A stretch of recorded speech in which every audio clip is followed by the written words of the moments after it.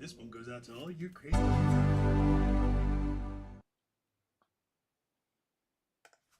Hello, I'm Steve from Mac84, and apparently I don't know how to manage my audio sources on OBS. Oh, we got a double thing. Sorry about that. That should have stopped it. Whoop. It's been a long day. It's been a very, very long day. Oh God. How's everyone doing? Let's see. Hopefully the microphone. Yeah, that's the one. Oh my goodness. Quite low. I'll blast everyone's eardrums.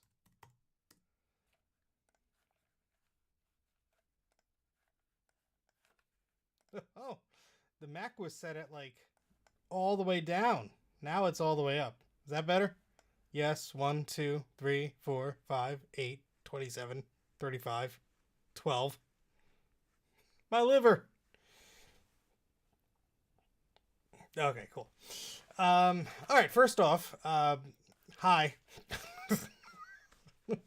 Let's see who's here. We have Bruce of Breakers Creations, Eep. We have Gupbomb, Jeremy, Colin of This Does Not Compute, the old floppy Yule log. CDI is here. Gopherman96 is here. That might be a new one. Trina, there's a lot of Christmas puns in here, some of which I can't repeat. Kazin... What? KZinTCV. Oh, that was a workout. I think I'm done for the night.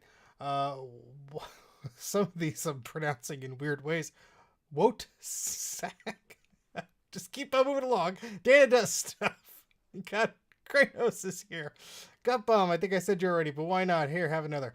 That's what the any key is for. SJ Bryan's here. We also have Eric Helgeson and Zodium, of course. And who else? A Snake Boy has returned. Jack68K is here. And I think that's everybody. If I did not say hello to you, hello. Yeah, there's all these creative YouTube usernames, and I'm like, what? Who? Huh? Hey, Dave, how's it going? Been trying to invite you to a sort of private group chat with ADB. You can email me, Dave. Email is probably the best way to get in touch with me. Mac84TV, as in television, at gmail.com. Hey, Garth, I forgot. Hi. I saw your avatar like 20 times, but as I'm reading down the list, it's hard to, remember things. So what the hell are we doing here? That's a great question. Hold, please. Oh, no. Oh. Floppy thing fell on the floor. it didn't break. It's fine. And it's hot in here. We don't have to have this thingamajig on anymore. Alrighty. It was cold outside. That's where I got the floppy majig from the shed. So we could hold some floppies, which we'll be talking about in a minute. Sorry. Dana, I wonder if I should just demod you right now. But Dave, yes, email is probably the best way to get in contact with me. Just cuz. So mac84tv@gmail.com. Dave, just Dave. So there you go. I don't know. I have a bunch of these in the shed. These are actually made for 5 1/4 inch discs, which we are not archiving today. But there's plenty of room. So what do I do? Why do? No, Dana, no. It's the whole engagement as far as YouTube is concerned. All right, so I haven't streamed in like 10 days, and it shows. And we're up here today because it's freaking cold downstairs. And so I got a box from my good friend Colin of This Does Not Compute. He donated a bunch of goodies from Free Geek. And if you don't know about Free Geek, check the link in the video description. There's a link to donate to Free Geek. But they basically take a bunch of cool stuff that people either donate in or trade or sell or whatever. And then they recycle it or resell it into the community so it doesn't go to waste, which is great. I'm all about that. Bought plenty of things from them at previous VCF events, which is always awesome to see them there. And Trina, hi. Eep. Keep it on. No. First you want me to take things off.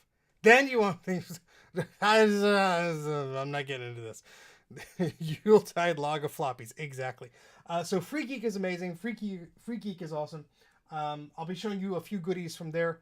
I also am going to do a video about one of the things that I have purchased from them. And they were kind to give me a very big discount on them. So we're going to do that hopefully in a few weeks when I have some time off of work. Next week is the last full week I have at work, and it's going to be nuts. So, want to get all things settled, and before I lose all my trains of thought, because they're crashing. It's the opposite day. Oh, hey, yeah, no worries, Gopherman96. I'd like your little icon of a little gopher. You're the Apple coordinator at Free Geek Twin Cities. Well, whenever I talk to Colin about Free Geek, I'm like, I wish there was one here. I'm all the way in New Jersey, so you're a bit of a trip from me. But whenever I see something posted about a Free Geek, or whenever there's like a little pop-up event or something like that, I'm always drooling about it. So you folks do amazing work. It's always tempting when I see something that is posted for sale or Colin teases me with, and I'm like, just want the thing maybe. No, my brain is already sufficiently derailed. Thank you very much. So before I started the stream, and people are going to be pissed off here because I did a live stream that was like 5 hours long once, and I got a comment that was like, you didn't get to the topic until 10 minutes in. Well, we're past that. So I launched OBS on my Mac Studio here, and it's a 2022 model. And it's fine, but I don't use OBS on here often. So I launched it, and it was like, yeah, there's an update. I'm sure I'll do an update. So I did the update, and I opened it, and it crashed immediately. I'm like, oh, that's not good. They opened it again. It showed all my cameras and stuff, but it wouldn't let me edit anything. So I closed it again, opened it again. Then it worked, and it asked me to connect the chat. So I'm like, oh, yeah, I'll log into Google, connect to the YouTube chat and all the thing. And then I go to do the live stream, and it's like, YouTube cannot connect. I'm like, what the hell do you mean you can't connect? I just connected for the live stream chat. You can't connect to the broadcast? So I had to like disconnect it, log in again, and then it's like, are you sure you want it? I'm like, yes. So I click on that thing, go through this. That's why I was a minute late. It took me too long to explain. Get on with it. Yes, get on with it. No, it's too many image writers. Got bummed. You evil man, you. Rent a truck and come out here. I just drove from Chicago to New Jersey in September. You come to me. Oh my goodness. Anyway, Free Geek is an awesome organization. We'll be doing some streams dedicated to some of the goodies that are not going to be showing today. But these were two Yule logs of floppies. So Colin sent me a picture of these and was like, hey, you like floppies, right? And I'm like, okay. And so these are Software of the Month Club. Let's see if I could fish out an example here. Let's see. Some of them are rubber banded together and organized and stuff, so we'll be trying to keep them organized. But yeah, this is Software of the Month Club with some numbers. Like one says bed 168. I have no idea what that means, but Mac/General Interest Archive Catalog. There you go. There you go. So I have no idea what the heck is on here, but there's a ton of them. Here for the archiving. Well, you will not be disappointed. So let me get a little bit of a spiel of what I'm doing here. So I am taking these discs. They are presumed working. They're Macintosh discs. The camera's not going to focus. I'm going to archive them with my Applesauce disk controller thingamajig. If I switch to this thing, there we go. You should be able to see the floppy disk drive here. So that's sitting on top of an Applesauce disk controller. A link to that is in the video description. You could use a grease weasel. You could use whatever you want. Archiving these is great. You have so many options these days, but I prefer this for the Apple stuff because it's just so dead simple. The UI is beautiful. The app works great. I don't have to worry about command lines or anything like that, and I need all the help I could get. So we're going to be putting in these discs one by one. We're going to be archiving them. If we run into any trouble, we'll try and clean them. But as we do that, we might test out some of them that are in the pile and test them with the emulator and stuff like that. And that's sort of the general vibe here. It's going to be sort of just hanging and archiving. And yeah. Sorry, I have to make the chat bigger. You're asking me if a 2012 MacBook Air is too outdated. I run a 2012 Mac Pro as my main system, so you're asking the wrong guy. Hey, Mike, how's it going? Hey, Garth. Eep. Thank you for not shunning me because I didn't name you at the start because I'm dumb. Thanks for all the archiving you do. Well, thank you, Garth. I appreciate it. I do have a Patreon, which is linked below in the video description. If you want to support me directly, that's the best way to do it because YouTube takes 40% of all super chats.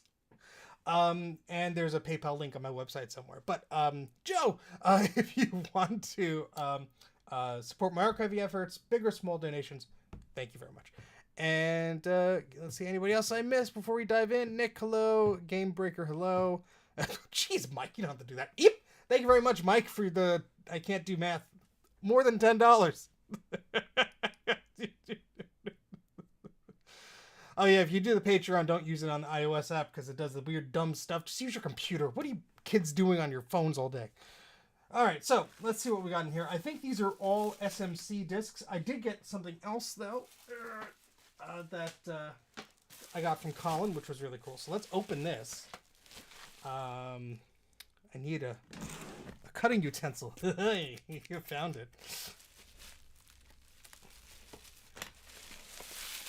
Actually, there we go. So I could reuse this when I send e-waste to Colin. I mean, goodies to Colin.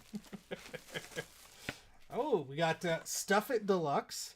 Send files faster. Open anything. Really? And ooh, it's on CD-ROM.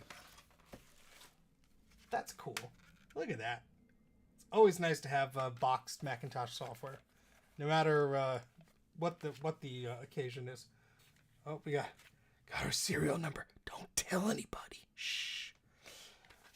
All right, so we're gonna put that back in the box, which is just that. That's all that was in the box. That's how the bigger boxes work sometimes. You just had just a handful of things.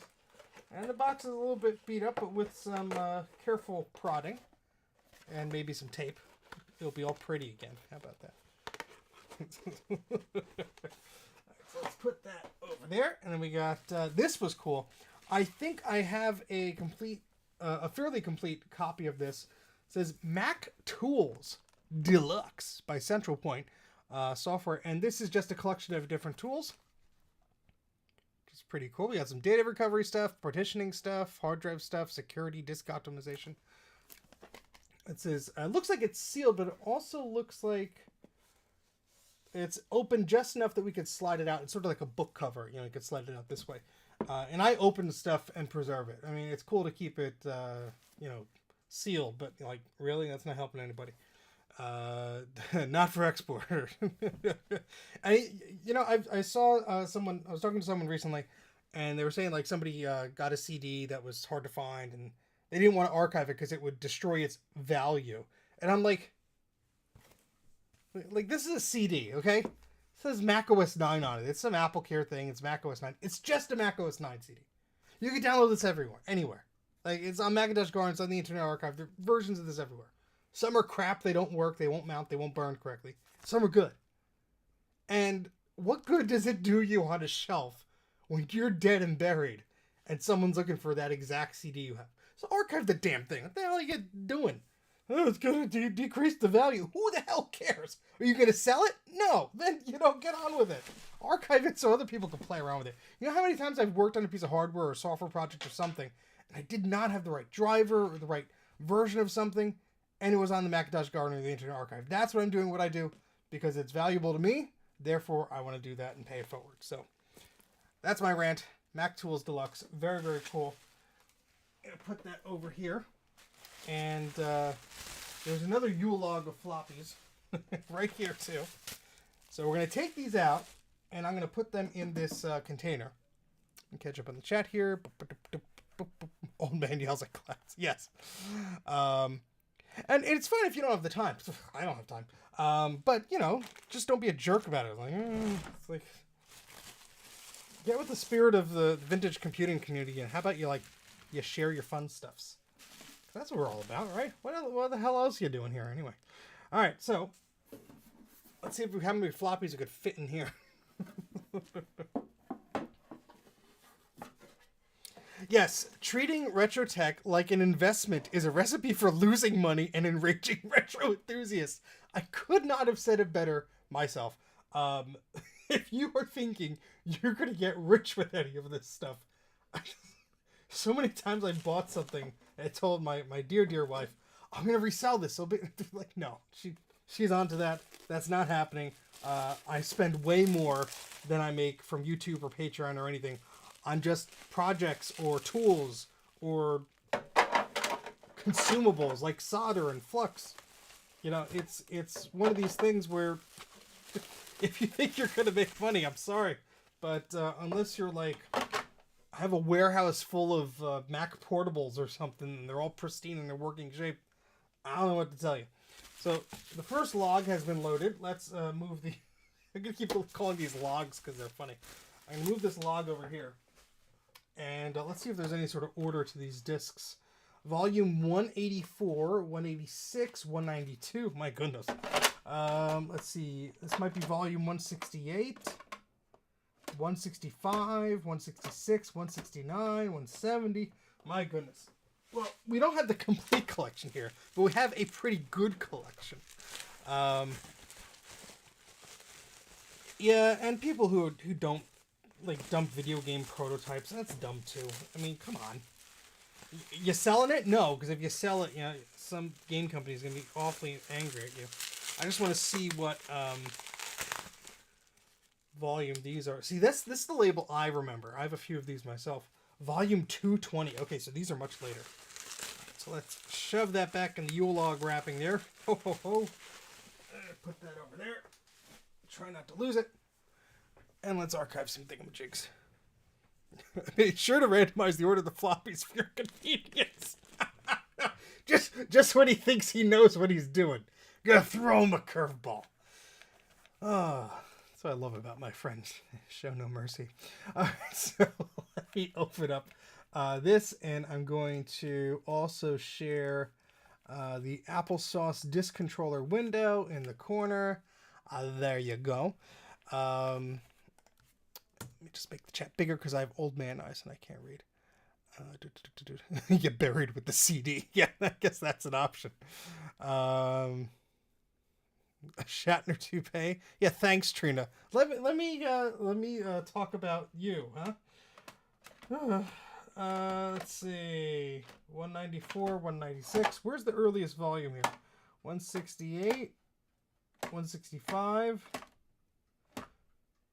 More 168. Looks like 165 might be the earliest. Or not 164.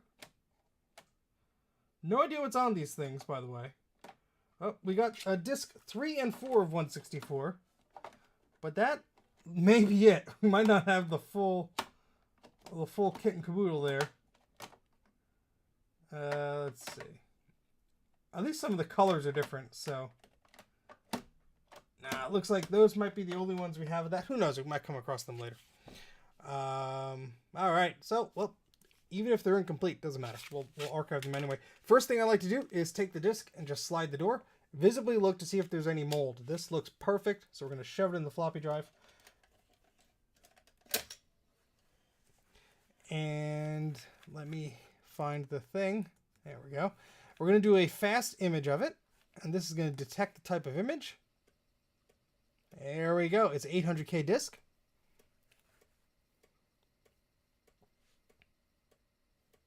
Hopefully you could hear that metronome.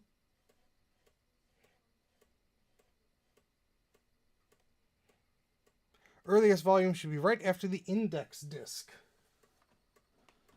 Did I miss a disk? You would know better than I if you had these in your possession. Let's see. I'm going to look through them again. Doesn't matter what order. I was just curious, really.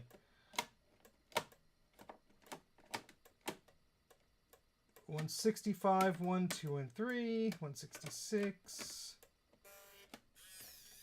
So the disk ejects. That means the trap is clean. No, that means that the disk has imaged successfully without errors, which is good. So let's peruse through that now. We don't have anything earlier on that. So that has been archived. I'm going to check the next one. That one looks fine. These all look very clean. We're going to hit save here. This is going to save us two image formats as disk copy, DC42, and move. That's what Clarence the Dog Cat does. Now, I did do a little post, which I'm going to share the screen for in a second, if I can manage to get my cursor over there. The index is one of the first things you showed us. Oh boy. Did I misplace it? All right, I'll find it. Don't worry. Let me finish this train of thought before I derail myself. Let's go down over here. No, maybe. Nope, that's not it. Where's my blog post page? I don't even know how my own website works. There we go. All right, so I'm going to copy this, put in the thing, put in the thingamajig, put in the chat. There we go, and the thing, and I'm going to pin the thingamajig if it lets me go. There's the goobly goob. All right, so I put a link in the chat, and I should share my screen as I explain this, shouldn't I? You should do a lot of things, Stephen. Quiet, you. All right, so oh boy, I'm gonna give you all too much power. You're gonna see your own comments on the screen. Nope, that didn't work. We try and have fun here. Yep, maybe, kind of, sort of. There we go. All right, so this is a blog post I made, and this is all about understanding what DC42 disk images are, or .img disk images, and how to make them work. Because sometimes you download them, you'll see an icon that's generic. It's not being recognized by the Mac as a disk image file. And then you go double click on it, and you get some error like this. It's like, I don't know where to find the thingamajig, blah, blah, blah, blah, blah. So this sort of explains the problem, but if you don't want to read the whole thing and you just want to go to the solution, just click right over here, click on there, and go down here. And using Res Edit, you could go in and just change the information and change the type in creator, click OK, and boom, problem solved. Now there is a pretty cool tool that good pal Eric made in the chat here called Fix a Fork. And that is also linked to here. It is in beta, so it doesn't do every single file, but I have been pretty successful in doing that. But I also wanted to just detail the manual way of doing it, because you might get some files that are not exact, and there are different types of disk images that you will not find covered here, where the type and the creator differ. So like a SMI file or a DSK file, even though they are kind of sort of similar, you do have to make sure that you are using the right type and creator. And the best way to do that is to find a file that works, or someone else has a file that works, and they can get information on that file via Res Edit. And once they do that, they can share that information with you. Hopefully you could solve the problem. So that's just something I wanted to talk about a little quickly. And a bunch of people spamming the chat saying hi. The bunny is in the room and says hi. The bunny escaped earlier. I was working, sitting at that desk right over there, and the door was open, and I'm just typing away on just about to join a work call, and boom, Fuzzy Bunny runs into my foot. I'm like, what the hell are you doing here? How'd you get out? And so we have the pen, and there was like a little divider where we loosely attached it, and he discovered that he could fit through there. So Fix-A-Fork will do it for you most of the time. Most of the time. But it's a beta, it's in progress. Submit bugs on Tinker Different, and we can get it working amazingly, because that's a very useful tool. So the first disk has been copied. We will hit save once I figure out where I put the app. There it is. I did hit save, and we already put the next disk in. So we're going to click Image Disk, and we're going to see if this one wants to image as well. Hey, Retrofax, how's it going? Nobody knows. Pippen is an escape artist. He is. He's a wascally wabbit. Yes, exactly, Eric. When I have time to submit bug reports that are detailed and helpful, I will be sure to do that. I do have some notes, so I have to get onto that. Hopefully you could hear the metronome of the floppy drive.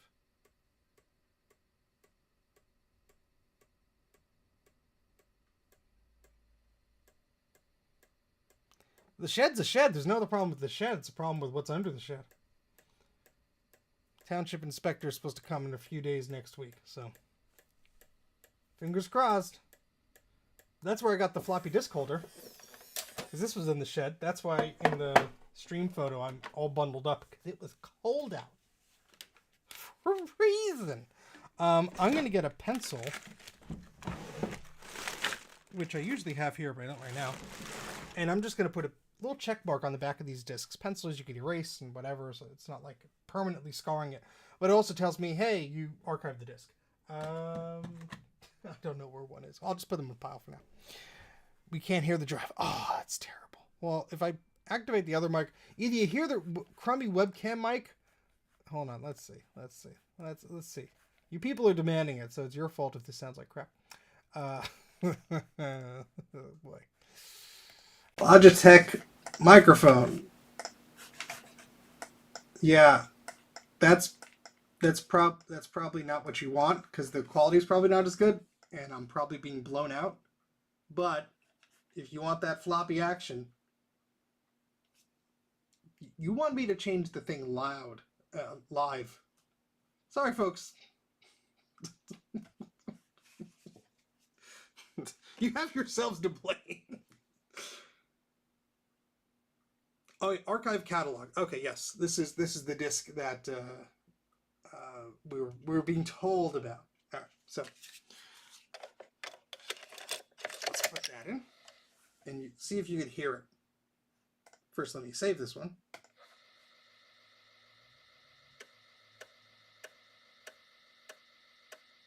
I think that's going to get old fast, but to each their own. It can, but that would require me having both of them charged and knowing where both of them are, Colin.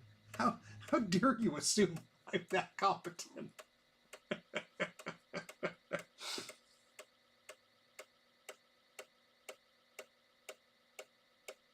QuickTime VR Authoring Studio. I think that's archived already, Chris, because I think I've seen that. But I probably have one somewhere, if it's not.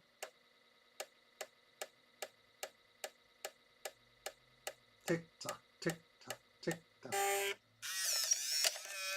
There we go. Everyone's going to get tired of that soon.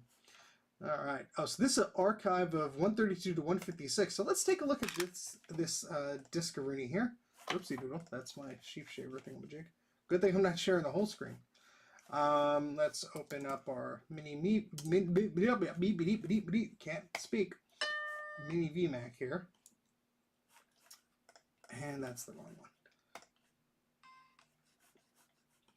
All right. So what we're going to do is I'm going to open up those disk images that I just made, and we're going to see what's going on here. So grab System 7, and then I'm going to go to my Applesauce directory here. This is a thrilling stream, I know. And this is that disk. I'm going to lock the disk so I don't risk making any changes to it. And once I confirm that this works, oh boy, what did I do? Can't, because you don't have permission to. All right, sure. There we go. Okay, that does load. Okay, cool. So let's share that part of the screen. If I can figure that out. Line. Wait, here we go. Oh boy. And we'll just put that over. You don't need to see me for this. You could just hear me. Look, I'm between two windows. Oh boy. Because that's how normal floppy drives eject Trina on a Macintosh. It's shameful you don't know this. Okay, so if I go to the emulator here, you'll see I have the disk image mounted that we just created. So this is, so let's get some information on this. It's from 1993, March 1993. So let's open this up. And we have a volume here, which opens up in some catalog dealing. I guess this is software of the month. If you have any questions or would like to order a back issue volume, please call.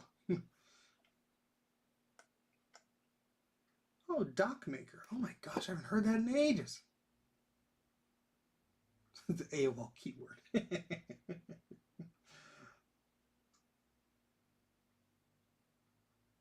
Enjoy frustration. Well, Gopher-Man, I can't promise they'll all be archived tonight, but we'll make a good dent in it. How about that? And they'll all go up on the Macintosh Garden, usually a day or so after. I'll just probably put them as a bundle. And feel free to send me an email, Gopher-Man96. That's my email is mac84tv@gmail.com, and I will send you a link when those get uploaded. But that's very cool. Oh, I want to scroll down. All right, so we have some fonts.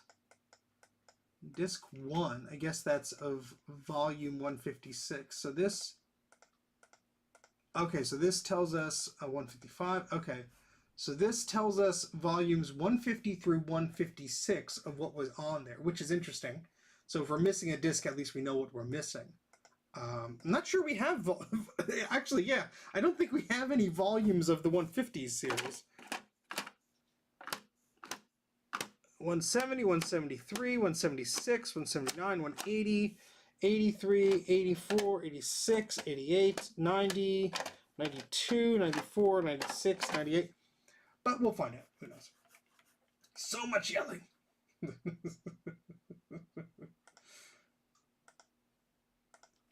Well, we'll see how tired I get.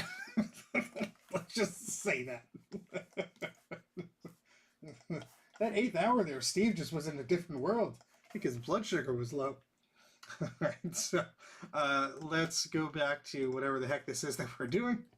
And those discs are archived. I'm going to put them over here. They're going to get misplaced.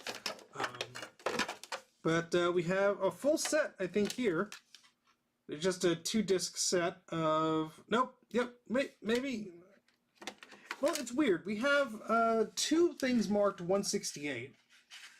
So we have 2 Software of the Month Club, but then we have a... Oh, I see. One is a Software of the Month Club collection. One is a Mac General Utility collection. I guess they were part of the same bundle. So we'll do... this is incomplete, sadly. Unless the numbering is just messed up? No, I don't know. But there are 2 from 168, and then there are 2 that are also marked 168. Let's do the utilities here.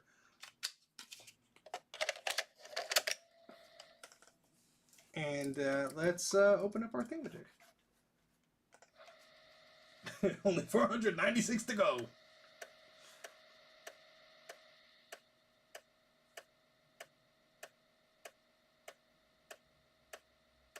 Ice Storm. Well, I'm glad you're home and safe.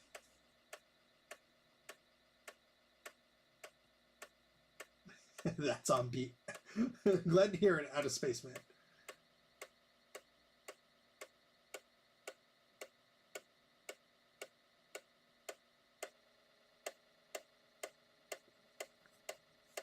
I'm gonna look for that pencil.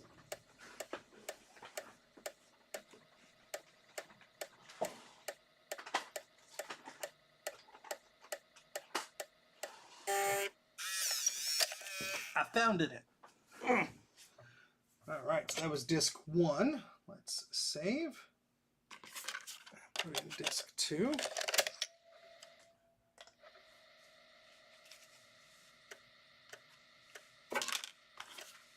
We didn't do those yet. We did these. So just put a little check mark on the bottom, right there, so I know I archived the disk already. So then, about 20 years from now, when the basement floods, and I'm like, oh no, did I archive these discs? I could be like, oh yes, I did. Throw them away.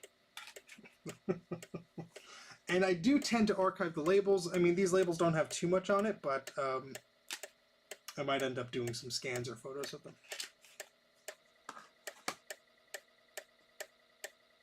Seasonal plague. Oh no, Jack. Feel better. Oh yeah. All right, so let's save that. And let's do the rest of these two, and then we'll take a look at some of them. So this is 1 of 4 and 2 of 4. So we're missing 3 and 4 of this bed 168. Oh, come on, you focus the camera. I know my face is there. We don't care about that. We care about the floppy disk label. Like, come on. Nope. Had it for a second. Whatever.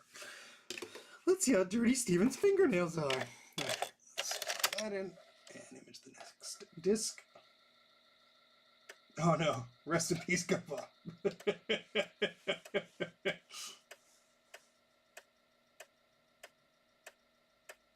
Oh, that's awesome, Chris.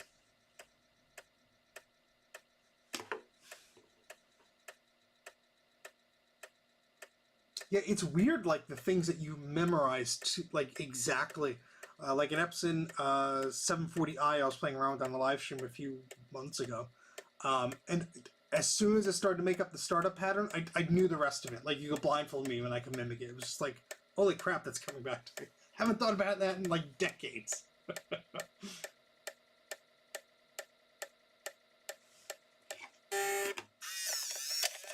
All right.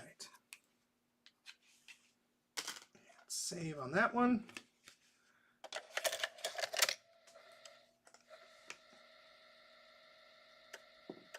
Tick tock, tick tock. Hey, Mike's Future Retro. You're embarrassed. Oh no. What did you do? Yeah, the eject sound is fun on these.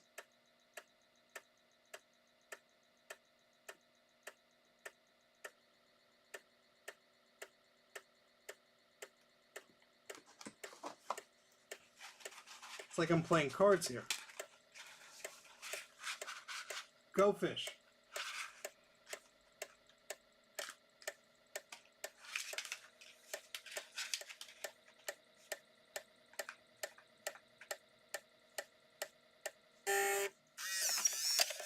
All right. All right, let's take a look at some of these. I'm going to hit save here.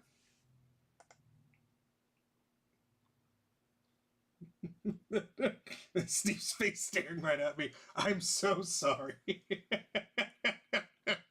I like how the misspelling of Atari was in there.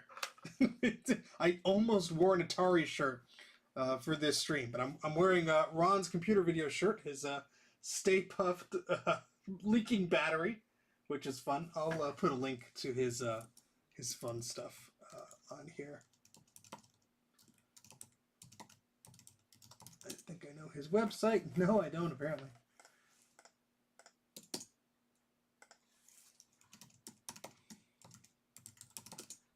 Apparently I can't spell. Here we go. So Ron has some fun merch. He has some t-shirts on Threadless. I'm going to put the link in the chat right now. There you go. So if you like the shirt I have, that is courtesy of Ron, of Ron's computer videos that I bought, and it's fun. So you can check that out. He has a bunch of other cool designs on there as well. No worries, Mike. Please, I can't type half the time either. Hey, Sleepy, how's it going? I have not played with the Atari today. I am very sorry. Maybe tomorrow. All right. So we imaged a bunch of these discs. Let's take a look at some of them. So I wanted to look at those utilities. So we have a complete set of those, it seems, or at least the two here.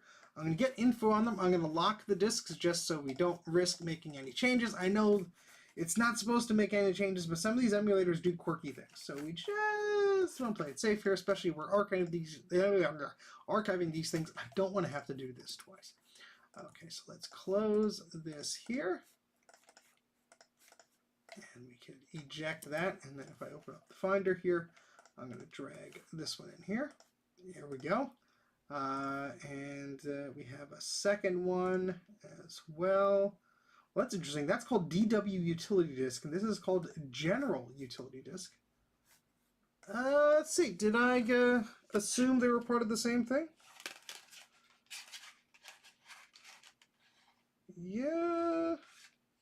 I mean, they're labeled as disc 1 and 2 with the exact same name, so they just might have titled them differently. Oh, yeah. We have 50 people watching, 17 likes. Please like the video. Where's the you? Right there. Right there. Please do the thing. Thank you. All right. We got BNC Encyclopedia. We got Quill, which is a desk accessory for System 6. System Picker. Ooh, that's a good one. I wonder if that version is on the Macintosh Garden. That's a popular utility. I actually use that quite often because it allows you to pick between different partitions on a hard drive to boot up from. So if we look at System Picker, it looks like there's a version 11A, and this is 10B11, and we have 10B8 and 10B11. Okay, so it's already archived, but interesting, that has a README. Sometimes you don't get that. There it is, System Picker by Kevin Adikin, or something like that. But for users with partition drives. Very cool. What else do we have? We have Font View, the Type Book. Interesting. Picture X or Picturesque. What is this about? Yeah, sure. Let's just open it. Perfect desk accessory for viewing and copying graphic files quickly and easily. So this has to date it. I'm guessing this is when System 6 was being used, because you couldn't have desk accessories. I mean, guess desk accessories would, some of them would run in 7, I guess, but maybe, I don't know. That's more of a, it's a funny looking computer, man. Hi, Sean. All right, what else we have? We have Gatekeeper, Stuff It Light, and Software FPU. Look at this. Drop Software FPU in your system folder and restart. What if I don't wanna? I like the icon for that. It's like a little dot. Gatekeeper. What the heck are you? Yeah. Self-extracting archive. Whee! Yeah.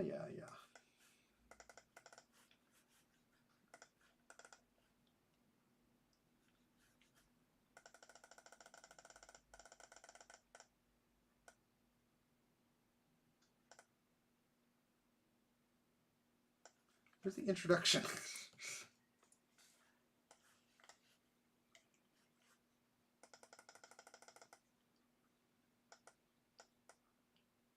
I guess these are all release notes. Boy. So there's an introduction file. Oh, yeah, I guess. Well, my System 7 has some sort of, I had some sort of version of Word in here somewhere. Yeah, no. Not anymore, folks. Well, either way, it's some dealy. And we have Stuff It Light, which we actually have a CD version of. So I wonder what version of Stuff It Light this is. Beep. Hey, Aaron, how's it going? And we can open it up. We're extracting a Stuff It file via a self-extracting archive. Yes, I'm upstairs. It's freaking cold downstairs. Beep.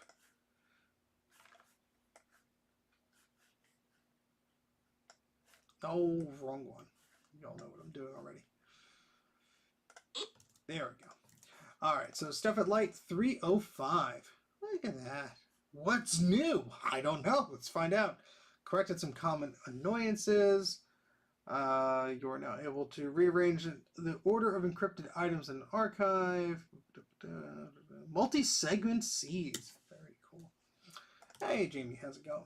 And anybody else I missed? Hello. All right. So, yeah, we have some utility disks. How about that? Let's eject those. We don't necessarily need our cluttered desktop like this anymore. This was actually the screenshots I took for my blog post there. So let's get this out of the way. Oopsies, I just trashed that. We don't need that right now. And trash, whee! And yeah, all right. So let's hide the emulator so you can see my beautiful smiling face. And we'll get on with the countdown. All right, so we got more discs. Surprise. So for the month club, 165. We have complete discs 1, 2, and 3. Yay! And these seem to be in good physical shape as well. Chonk. And we're going to image the disc.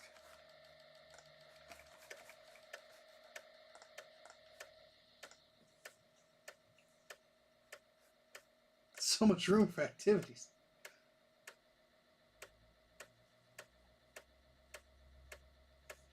Yeah, it's currently about 38 degrees outside. 3D floppies. Oh no, there's the YouTube preview thing playing in the background. It's screwing with my brain. Ugh. We got 66 people watching. Hello there. It doesn't tell me how many people liked the thingamajig because YouTube zoomed in on the interface. Looks like garbage. 27. We can bump those numbers up. Please like the video. It tells YouTube to maybe suggest that more people watch me. That floppy just completely flopped out of the flop. Yeah, I have not had a chance to do any pre-recorded videos. I'm certainly working on a bunch and have a lot of editing done with some of them, but I have not finished all of them yet. So, still working on quite a few fun ones. So hope to finish some of those real soon. This is not Garth. This I pulled out of some godforsaken machine, but I think it's of the same model. Yes, I know, but I'm from New Jersey, and I'm very easily cold. Can't you tell us by the ways I say water?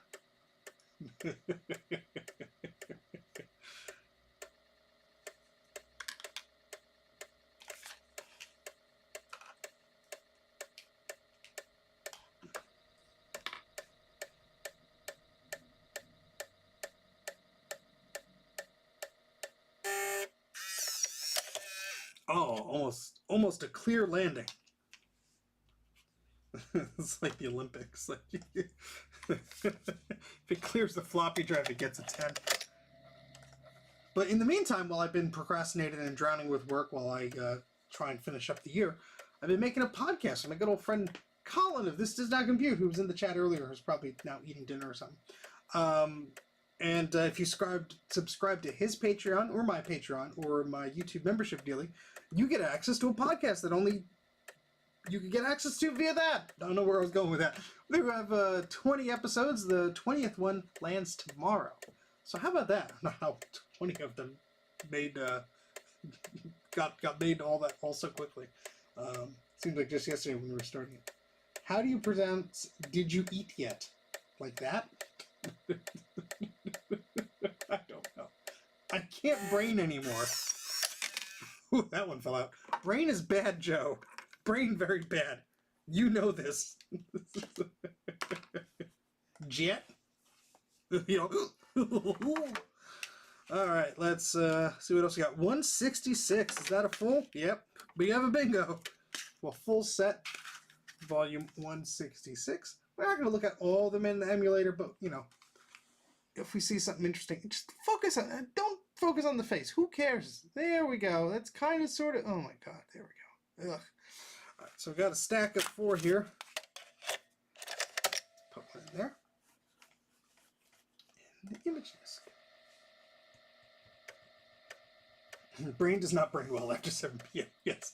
I had a coworker reach out to me after hours yesterday, and I shouldn't have responded, but they were on a different time zone, and it was like the middle of the day for them. And I'm like, all right, I'll see what they want. And it turned into like an hour-long discussion, and I just like, my brain was so fried that my examples, and I was drawing in a program to give them like an idea of what I was trying to come across, like get across. I just like, I just could not articulate anything. And he kept being like, I don't follow. And I'm like, oh my God, could we not do this at 7 p.m.? It was bad. Well, this room is this room is very cluttered, but it is my room. So the deal was when we got the house that she had the larger office room, and I have the smaller one and the basement. But very thankful for all the crap she puts up with. It's windy out. Just heard a bunch of wind. And the shed. Shh. the garage and the attic. The gut bomb's seen most of that crap.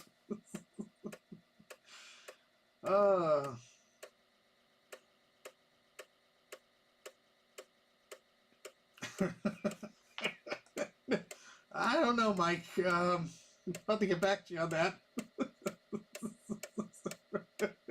I think all of those people are long dead.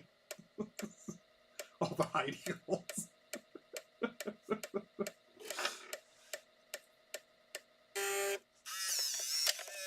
Should have a little betting pool here of which discs will fly out and which won't. This thing's got a strong eject motor, man.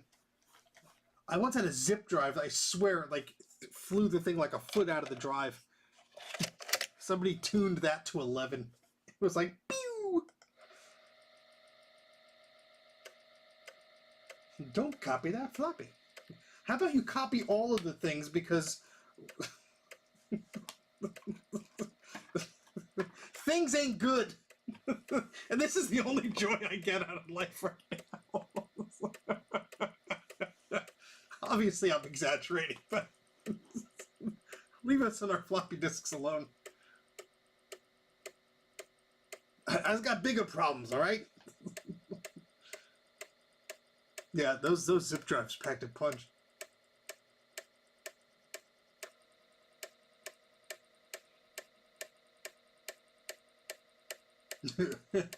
Oh, we've been spiraling, Butterfucks. Alrighty. Let's save on that. At least these are labeled, because sometimes I'd have to like label the name of the disc on the thing with pencil. Because if you're imaging a handful of discs, it doesn't really matter. But if you're doing like dozens, it's like they blur together, and it's like, wait, which unlabeled blue floppy disk is this?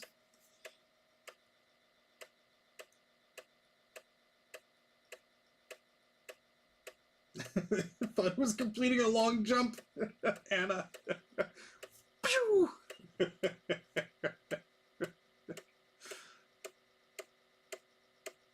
Across the room. Aaron, that's great. The floppy launching competition.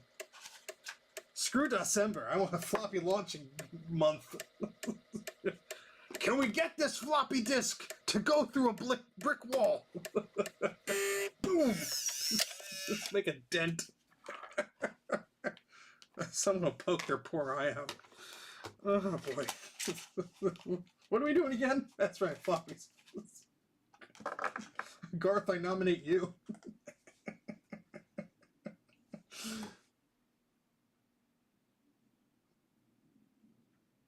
Nice. Anna, that is goals. That is amazing. Discuss. Oh boy. No, it's 38 degrees, so it feels much colder than it is. But then again, that me. All right, we're up to volume 167. Looks like we have all three of them here.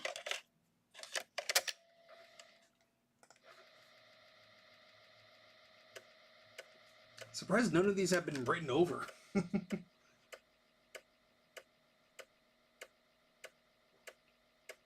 Well, it's doing something right, Guppa. Oh, and yes, that is a box of bad floppy disks directly behind my head. They are very bad. They all have bad sectors. Yet for some reason I can't throw them out. Look at these. Poor discs. We have a problem. Who wants free floppies? Signed by Mac84. You pay exorbitant shipping prices.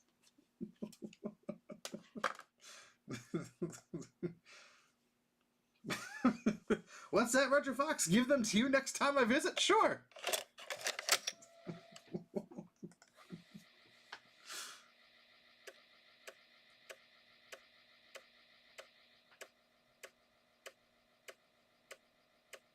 That's awesome, Gopher Man.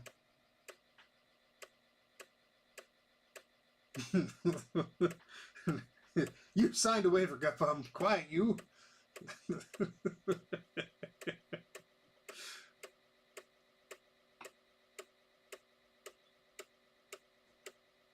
No, I'll get rid of them. I think they were just in there from a stream where I was organizing them. And then I was like, okay, the stream is done. And I walked away and forgot. That was 2 weeks ago. 2 years ago.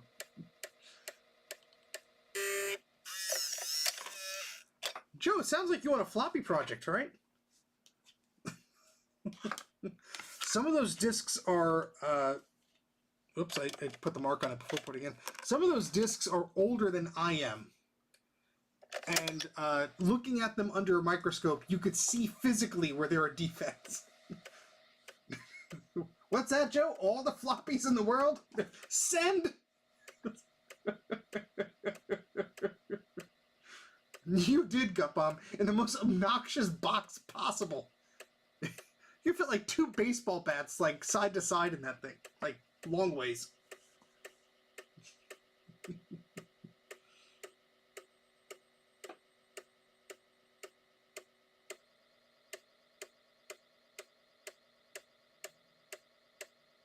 Well, they make nice earrings, Sadnack, or you can make like banners or something. I'm gonna string them together like popcorn. You know, like during the holidays. That's what I'm doing. Allison will murder me. String together floppies on like ribbon and put them on the Christmas tree, or hang them like over the fireplace. Oh, here's the stupid ideas. Volume 168. We have all 4 discs.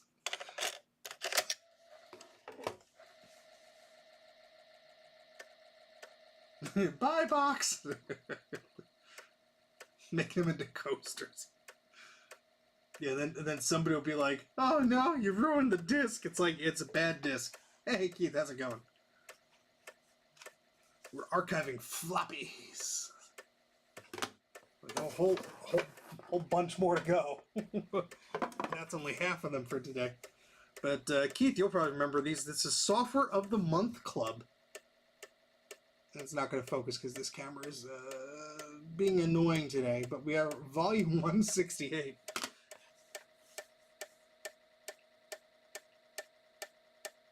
This floppy drive, I think, is either a Panasonic or a Mitsubishi one, and I think it came out of the 8600 I have downstairs, and it works fine. I just had to clean it, but I found that one of the earlier disk drives I had, it was an 800K drive. And or wouldn't read high density discs at a reliable rate, so I just started switching over to this one, and it just worked fine. So been sticking around with this one for a while. Yeah, there's quite a bunch of them, Keith. We got even, you know, you can see like the different logos over the years. And that's the one I remember. Oh, come on, you stupid camera. And yeah, with the red label too. So we're archiving these. They have a multitude of different software on them. And a lot of these things just got tossed out. I don't know if there's a proper archive of these. So, what better thing to do on a Wednesday night than archive some floppies? Hey, Icarus, how's it going? Oh, that almost flew out completely. So we put a little check mark on the back of that so we know we archived that one. And put a new one in. Click on save, and then image. We just rinse and repeat. Yeah, I mean the lid to this floppy drive is somewhere on the desk. We'll say it's one of those companies until I get a better memory.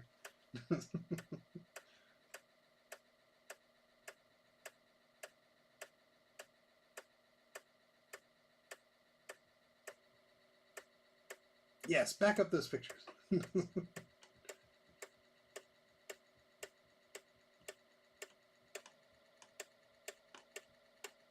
Ah, that sucks, Keith. Hit it with a hammer, a really big hammer. I'll ask the chat here. It's not much to talk about otherwise. So my friend Keith here has one of those Apple trackpads, the one, the model with the batteries in it, not the rechargeable battery, like the AA batteries. And I guess it's corroded or whatever, and the terminal where you unscrew it to put the batteries in is like corroded to nuts, and it won't come out. So I suggested alcohol, some white vinegar, and stuff like that. Maybe heating it with a hairdryer a little bit. Those did not seem to do anything. So if anybody has any suggestions, first click on Joe's link, and then put some suggestions in the chat, maybe. Oh, Mindy, hello. Thank you for showing what key things to look for Macintosh a while back. Because of you, I purchased a Macintosh SE. Ooh, very nice, Mindy. Can't go wrong with the Mac SE. What model is it? Is it a floppy-only model? Is it a hard drive model? Did you get a blue SCSI for it already? I'm excited. Oh, those are great machines. No. God, I have enough crap in my basement. Ah, nice. Very nice. Oh, it almost flew out of there. Those are excellent. I mean, it's hard to kill one of those machines. Even the analog boards on most of them seem to be okay. I mean, you might have to service them eventually, but some of them are just happy campers, and they'll just like keep going forever. Had some swelled up cursed AA batteries inside my old keyboard, but no memory power managed to get them out. Was it a mallet, Anna? A big rubber mallet? Bam!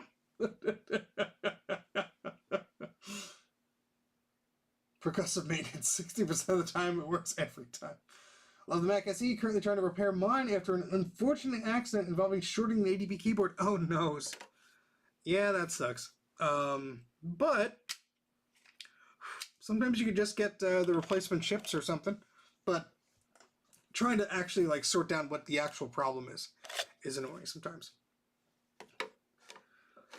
I assume you've checked the fuses. I don't know if there's one for ADB, so you might have fried the chip or something. So we have volume 169. We have disc 1, 2, and 3. So let's start with this. And continue.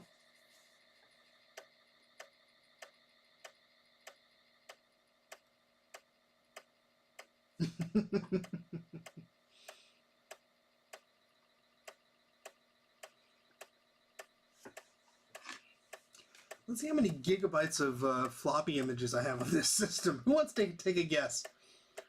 How many gigabytes of Applesauce disk images that I have on my hard drive? We started in 2022. How many gigabytes of floppy disks do you think I have? Oh, well, thank you. Clint is a great guy. Always nice to chat with him at events and so on. If the opportunity ever came up to collaborate, I would be super happy to do so.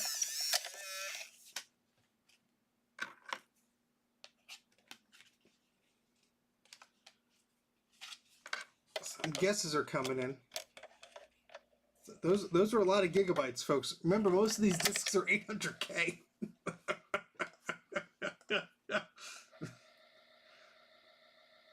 I think we have somebody who's close. Give everybody another minute to guess on that. It's not in the double digits, I'll tell you that.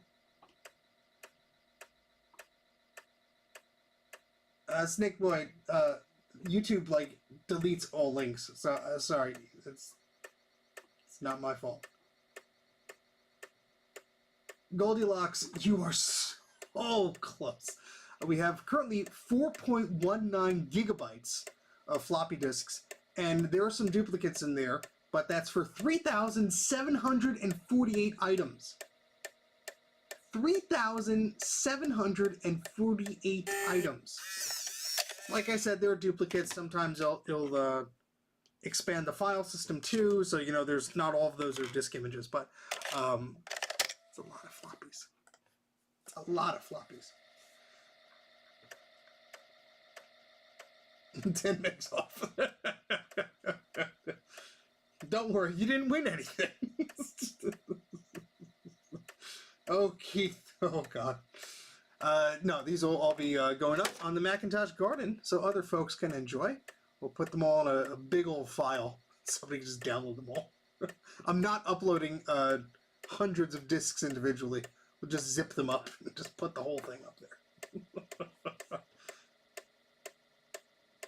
Count if you don't go over. Yes, Greg, so that technically you win. But Anna was also close at 3.6. Oh, yeah, Glider. That's a great one. Oh, they almost got See, I remember the color one we had in school. I think it was on a Performa of some kind. All right, so we have volume 170, disc 1, 2, 3, and 4. Oh, it wants to focus, and then the camera's like, you know what? How about no?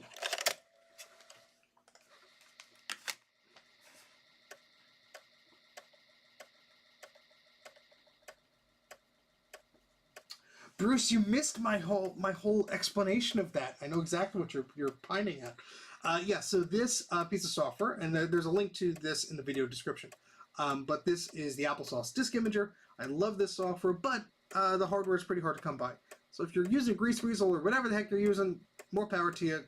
As long as you're archiving disks, I'm happy. Don't really care how you do it, as long as you do it well. So this gives me the option to save to disk copy 4.2 and move format. Move is more if you have like an encrypted disk or something like that. And if you're doing flux images, you have more options, but these disks aren't protected, so I'm not really bothering with that. I have so many to go through that it's not a concern right now. But this saves in disk copy 4.2 format. And I did do a little blog post recently explaining what that format is. And if you downloaded one of those disk images from like a website or something like that, and it's not properly mounting or working, how to fix that problem. I did miss lots of things. That's okay, Bruce.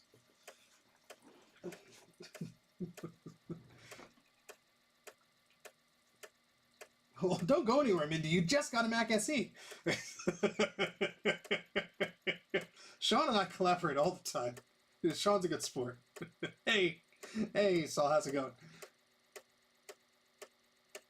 Now, Gutbomb, last I checked, the GUI's out for the Mac? See, last I was going down that rabbit hole, they had a GUI for the Grease Weasel, and it wasn't available for Mac. And the thing that I love about this disk imaging software is, see how all these dots are green? Imagine if they weren't. Imagine if there was a problem with one of the disks, and you had to retry the sector. All I have to do is click this little retry bad button that is grayed out here, and it goes back and only reads what it couldn't read before. And that has saved me so much time, because instead of just trying again, and then you get some that were bad or some that were good before, it just automatically just combines it, and you're good to go. And I'm so happy it does that in this fast disk imager mode. That has saved me a bunch. I know technically you could do that with the Grease Weasel. I think you had to do some command line shenanigans, and honestly my brain wasn't up for that. But your build fully worked. Yeah, see, that's the thing. It was abandoned, and I'm like, oh, it won't compile or something like that, and I wasn't going to bother. But glad to know it worked on your system. You have an Apple Silicon one, so that's good.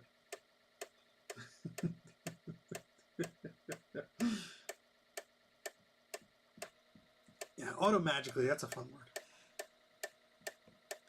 Using a freeware utility to back my entire 40 meg hard drive on 800K floppies took about 2 hours. This is bringing back some painful memories. Oh, I'm sorry, William. We're not trying to bring back those memories.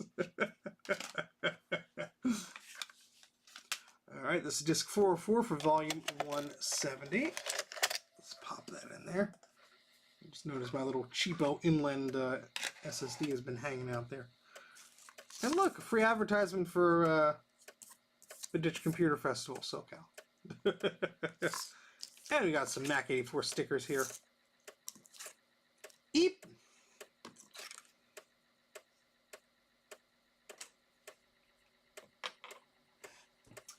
If you had a Mac to choose from the 128K to the iMac, what would make your daily driver if required? I would choose the Power Macintosh. Oh, did the G3... If the G3 Blue and White didn't come out yet, because no, it was out before the iMac. I would pick either the beige G3 because of all the legacy ports and I/O and stuff, or like the top of the line Power Mac G3 Blue and White. Those are some awesome machines. Super quick, you got SCSI, you got USB connectivity. Even if you're on the beige one, you could add a card. Super awesome machines. This is really, the compatibility on the beige one is just fantastic. 6100. Gutbomb, put a link in the chat. So my good pal Gutbomb here just released a video on the Power Macintosh 6100. I make a cameo. So I suggest you check that out. He has a great channel as well. The Color Classic 3. Yeah, I had the beige G3 Mini Tower, and it was the server model. And I got this used years ago. and it was 333 megahertz. That thing flew. Even on early versions of OS X, that worked pretty well. I mean, I didn't have accelerated graphics or anything, but it still chugged along. It was no slouch at all. I remember like quadruple booting like 8 and 9 and 10, and then what else? I think I was trying. I had Panther and Tiger for a while. I don't know why I had both, but there we go. Yeah, so my pal Gutbomb here just put a link in the video chat. Can't words. To his PowerMac 6100 video. He did a little video on the retrospective of the PowerMac 6100 and did some benchmarks to see how fast its 68K emulation was compared to other Macs at the time. Was it a good idea to buy that Mac or others? So watch the video. You will find the answer, and there's a little bit of a fun cameo from me. You torture someone, Mike. Don't click the link to the stream. Yeah, Disk Warrior can't support APFS, and they have not for a long time. I don't think anything can, Saul. I really don't think anything can. So your best bet is just to have tons of backups and cross your fingers. Have an offline backup, have a cloud backup. It sucks, but like if Disk Warrior hasn't been able to crack it, and apparently Apple won't give them access to it. Ugh. Oh yeah, can't go wrong with the Quadra 605. That's a good one. Oh yeah, the G3 Blue and White's a great one too. All right, so this is volume 173. Sorry if I didn't say that. We sort of got in a bit of a chat. So what we're doing now, 173. Disc 1, 2, and 3 for that. Let's click save, and then image the next one. Oh, nice. MIDI keyboard. Yeah, I have an Apple II Plus. I have an Apple IIe. I think I have an Apple IIe Enhanced, or maybe that was the one that Mike had. One of the original Apple IIes that I might not have anymore. But I have an Apple IIe Enhanced. I have an Apple IIe Platinum. I have an Apple IIgs. I have an Apple IIc, and I have a IIc Plus, and I have a Laser 128 clone. So I have quite a few Apple IIs. I need to 3 or 4 of the power supplies are downstairs in various pieces, so I have to like reconfigure all of those. Then we can work on them again. Because I have a cool graphics tab that I know RetroFox has been dying for me to play on. Yeah, there's a Quadra 660 AV, which was a fun model, had S-video and composite video in and out capabilities. Oh man, I was a sucker for analog video capabilities because it was like, the future, it's multimedia on your computer. Ah, it's so cool. See? Told you RetroFox was waiting. Yeah, I don't know if I have an actual Apple II. So, yeah. But again, I mean, for what I would be doing, an Apple II Plus or an Apple IIe would run probably 99% of what I need to run. Then I have the 2GS and some of the others. So. Yes, and I have an Apple III as well, which is freaking heavy. And a Lisa too. Too much crap.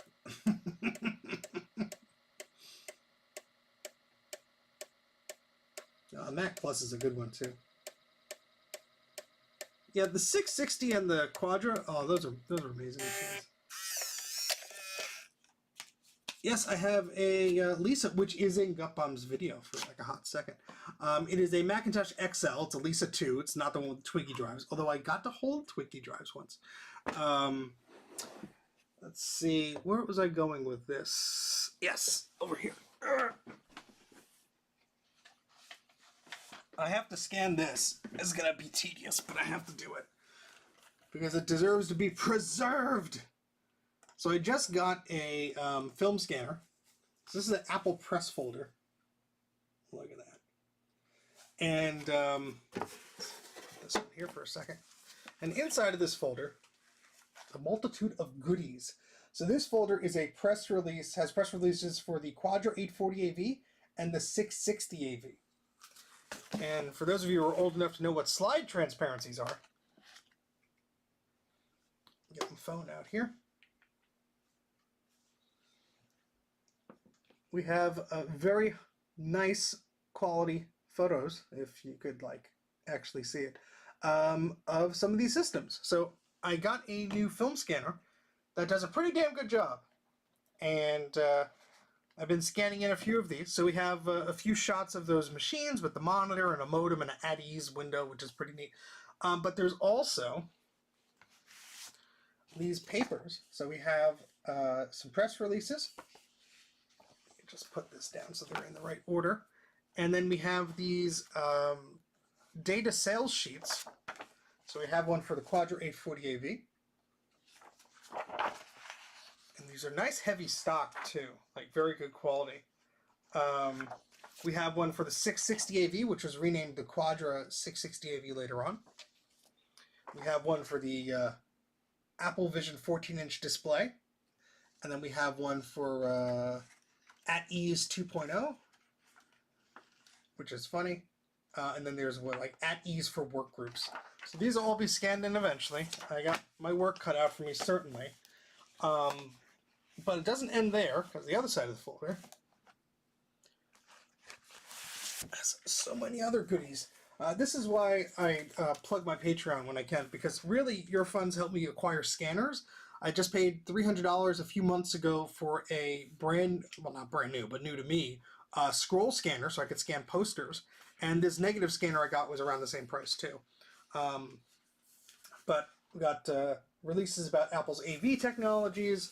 And what's cool about this is we have a white paper about AV technologies, but there's also releases from software companies like Radius and Supermac and Video Fusion and all this stuff that were pledging support for these brand new Macintosh systems.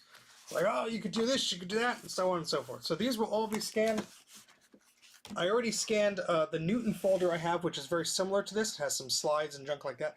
Already scanned that. That's on the Internet Archive.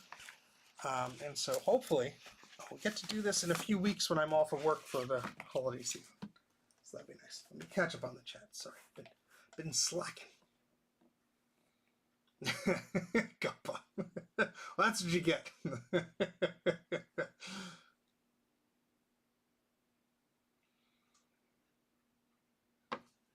I did post made a post on Blue Sky. I could bring that up real quick. Where I did show one of the quality of the scan is beautiful. I wish you still kept them, Keith. Let's see. Yeah, here's one. So this is, let's see if I can share the screen again without breaking anything. Nope, not that one. Sure, let's do this one here. Let the scale this down. It's way too big. There we go. So that is one of the slides scanned in, not retouched. This slide scanner is at 4,000 DPI. It does an amazing job. And these slides, as my good pal Bruce at Brankus Creations was quick to point out, these were like not first generation slides. So these were duplicated and copied and whatever. But let's expand this a little bit here. I mean, this is just a JPEG. You know, I have the original TIFF file that's like 70 megabytes or whatever. But you can almost read what's on the screen, so not too bad. So the quality is absolutely fantastic. The previous one I had, I think, was like 2700 DPI, and it was SCSI. This is USB, so it's much easier to deal with. Still have to use an old Mac to use it, but the scan quality is phenomenal. So that is something I've been very, very eager to get. These things could go for hundreds of dollars. I saw a few for a good price, and basically half of what they go for sometimes. And I was very, very lucky and glad to grab that. So yeah, all right. So let's switch back to this. So just catching up with the comments. Oh no, the glass around the yolk shattered. I did order a new one. It comes this Saturday. Okay, well, best of luck, Mindy. What I would suggest is watch a bunch of videos. Myself and Bruce at Brankus Creations have a few videos where we talk about removing the CRT and the case and some from those machines. You just want to be extra careful. You don't want to break your new CRT. Yes, when it's too cold in the basement.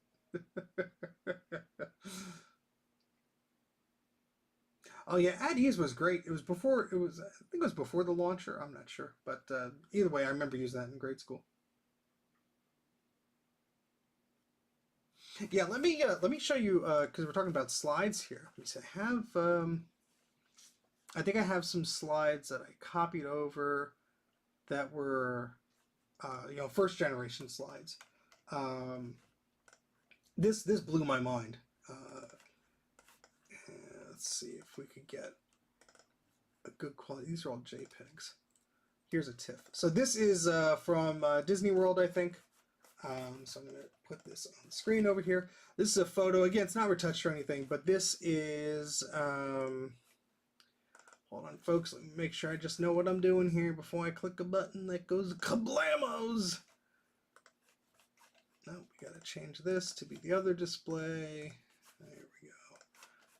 Okay, we got to view that. Oh, it's on the wrong thingamajig. Sorry, folks. Give me 1 second. This is what happens when you don't think you're going to do something. And then you do it, and you're like, oh my goodness. All right, here we go. So this is a 4000 DPI scan. This is just the thumbnail. You could ignore that. But this is I guess, the castle in Disney World. This was taken in the 70s. But, you know, handheld shot, no tripod or anything. And it's pretty damn clear. You can see a lot of details there. Really pretty darn good. And the color is pretty good too. Had to adjust some of these slightly in the scanner software. Let's see if I have another example to show. That doesn't have too many people in it. Yeah, like here's a similar shot of like a boat. I guess you could see like a bunch of people on there. Just like punch into that. Again, a handheld shot, but not too bad at all. Quality is pretty damn good. What really blew me away, and this is of a family photo that I had. There's a photo of my parents, and I'm not going to show you the photo of my parents, but what I would like to show you is what I was blown away by. So there's a photo of my dad holding a cat, and if I zoom in, you could just make out the grocery list on the refrigerator. Isn't that freaking wild? So that's pretty damn cool. So yeah, that's a lot of fun. So I've been playing around with that,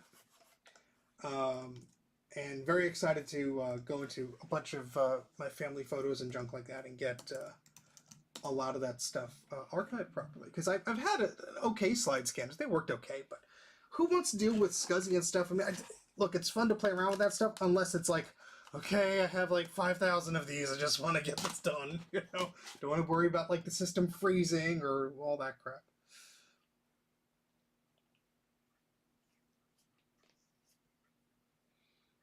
Yeah, the at ease was great. It was in all the school's computers that I ever used. So nothing like a midstream. We're not in the middle of the stream yet. We're gonna go for a while, I think. Oh boy. Sorry, just scrolling up. Yes, all the when I scan the Apple slides, they'll go up the entire archive when they re-enable uploads. I don't think they've redone that yet, but the Newton one is already up there, so that one's already there.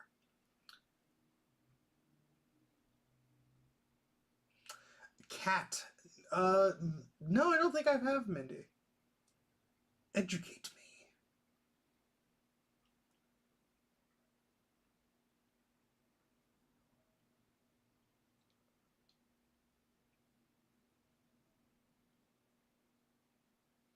Ah, geez. Yeah, that was difficult because Mac OS 10 was obviously a whole different animal, and a lot of companies just drew the line in the sense that we're not supporting this in OS 10. My father had a problem with Epson. He had this huge Epson Stylus 3000 or whatever, would not work in OS 10. The solution? Use the old Macintosh 7500 as a RIP server. So it would just be a PostScript server. Just had that on all the time, chugging away. Worked fine, but it was like a pain in the butt. I think there was some third-party software he was able to do eventually, but yeah, that's the painful times.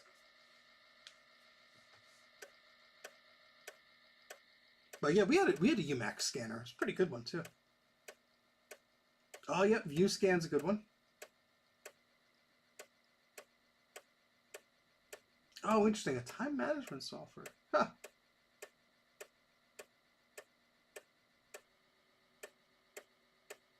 Oh, yeah, yeah. I've archived a few of those magazine discs. This CD I just put up on the Macintosh Garden. Where is it? Here it is.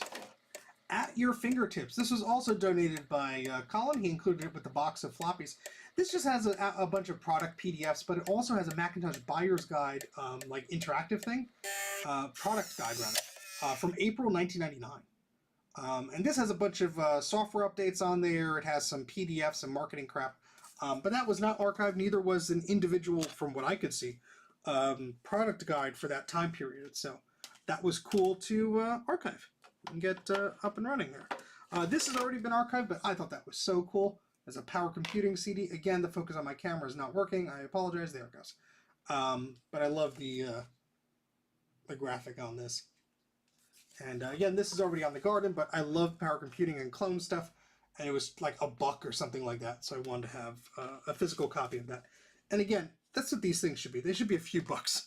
These people on eBay selling these things for like $30, $40. I'm like, all right, well, I'll come back when you have some sense knocked into you, and when you just want this actually gone. All right, so this is volume 167, if I didn't say that before. Yes, sir, Colin. So there's a link in the video description for the Applesauce disc imaging thingamajig. So what it is there's this big box, and I'll try and show it without breaking the camera setup I have here. But there's a box with blinking lights, and this is the interface that plugs into USB on my Mac. And this is an interface that has a custom app called Applesauce. And this interfaces with an old Apple disk drive like this, and a few other drives. You have some other options there. But this does all the magic. It does imaging, and it could control the floppy controller at the flux level and give you some great reads of copy-protected disks and all sorts of that stuff. You could sort of get away with the same with like a grease weasel or something like that. I prefer this because the interface is much easier, it's much more foolproof, and it's just, you know, it's designed for Mac stuff, so it's like perfect. So you could do Apple II disks, Mac disks, Lisa disks, you can even do PC disks on this thing, as long as the floppy drive will support it. And I think you could even plug in other things to this too, but I haven't tried that yet. Mainly been sticking with this drive. I do have to fix up one of my Apple II 5¼ inch drives and put the sensors on and all this stuff so it could do rips of those discs, but I'm not quite there yet. Bruce Flux? Delicious Flux.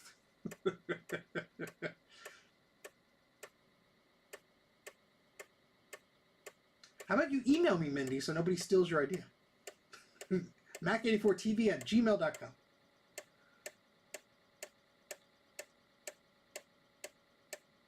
Oh, yes, the Twain plugins. Oh, my goodness.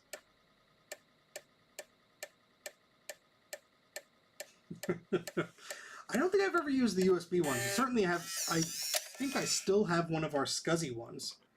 It was either... So my father and my aunt would usually get the same stuff at the same time, because they're not too far apart in age. So when one of them would get a computer or a TV or a camcorder or some new technology, the other one would likely soon follow. So I believe my aunt and my father had like the same UMax Astra or whatever it was scanner. It was like a basic model, but it did okay scans. And I think when they got a new one, that was like a hand-me-down that I got. No, I have not, but I have not had the frickin' time.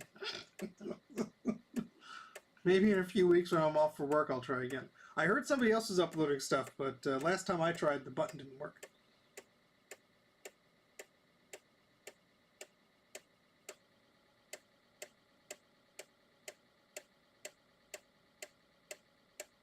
So again, this is volume 176. Hey, Eric, how's it going? And we'll take a look at some of these disk images in a bit. This is the last one of the pile here for this particular volume. And I already put a check on that. How about that? So let's hit save here. And let's open up our emulator again. And let's see if we could load up some of these disk images. See what's on them. Because we haven't really had a look-see in a little while. So this is 1, 3, and 4. So I'm going to lock these just because emulators like to do silly things with things, even if it's a read-only. Sometimes it tries to do stuff. But if I lock it in the OS, we shouldn't have a problem. So I'm going to Go back here. I'm going to select the emulator here. Make sure you folks can see it. I don't know why you can't. Oh, it's because I moved the window all the way over there. Wait, how? How does one do? There it is. All right, that's way too big. No, that's too big. There we go. All right, so we're going to load in some disk images here. Just going to drag and drop, see if we break it. Nope. Hold, please. I might have did the wrong thing. Yeah, I selected disk 3. Let's see what I had. Oh yeah, disk 3. I selected the moof, not the disk image, the disk copy thingamajig. That's why. All right, so here we go. We have all disks loaded up here. Let's see. Yeah, I got that to that point, Sage, and then I dragged stuff on there, and it wasn't working. I'll try again when I can. We have 3D dots. How about that? Laser user. Sound trekker. The heck is sound trekker? Oh, it plays mod files. This is an incomplete translation of the Sound Trekker 2.0. Please do not redistribute this version, as I'll be trying to get the official English translation from Frank. They put it on the disc anyway. I translated everything, including the license agreement, except for the balloon help and the documentation. Please take the time to read the license agreement. Thank you, Karsten. Oh, look at that. Mod player for the Macintosh, version 2.0. Someone check the Macintosh garden, see if this is on there. Very neat. Automatically display this. Startup. Okay. And I think we could open the file that was included on it. Let's hope we don't get a copyright strike. Oh yeah. That's pretty cool.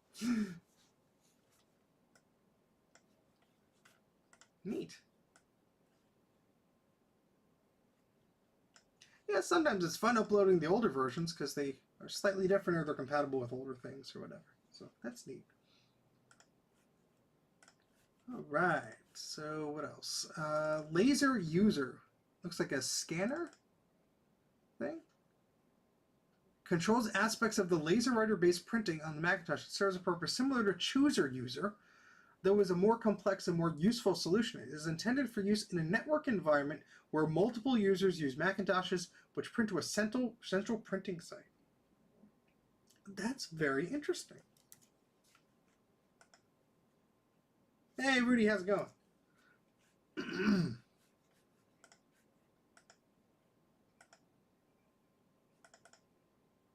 We have Pirate. Ooh, a hypercard stack. Yar! Have you ever downloaded a great stack made by some professor that has some really neat stuff that you could use in your stacks? Probably. So you arm yourself with a good old button tool and head over to the card that holds the secret to the possible fame and success, or maybe just a neat visual effect. But no, it's all locked up and you feel stupid. That voice is going to ruin my throat. Say, Eric, this is a hypercard thing. You want this? It's for pirate stuff. Yar. That's very cool. Ooh, Hungry Frog Ion Eater. Is Sean still around?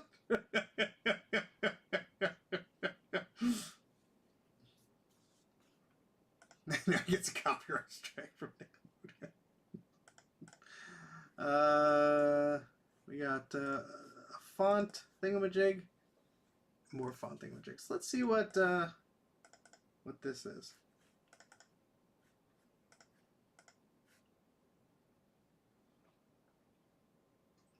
Yeah, I was going for a poor man's Mr. Krabs. Thank you. Eep.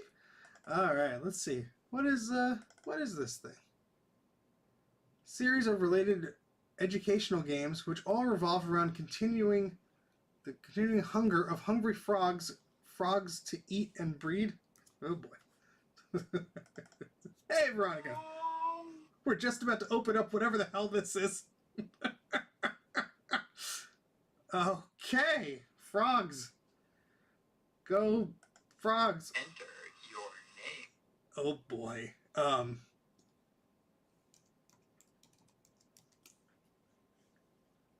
Thank you. Duh.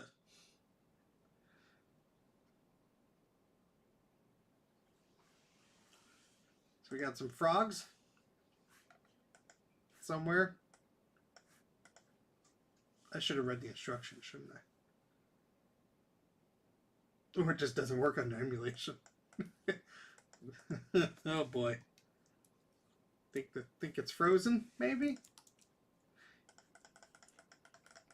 Clickety click click click. Oh no. Oh no. Yeah, I think we froze it.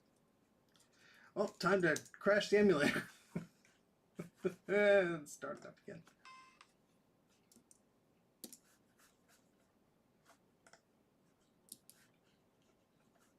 We tried. So we're archiving floppies today, and have done about 4.2 gigs of floppies since 2022.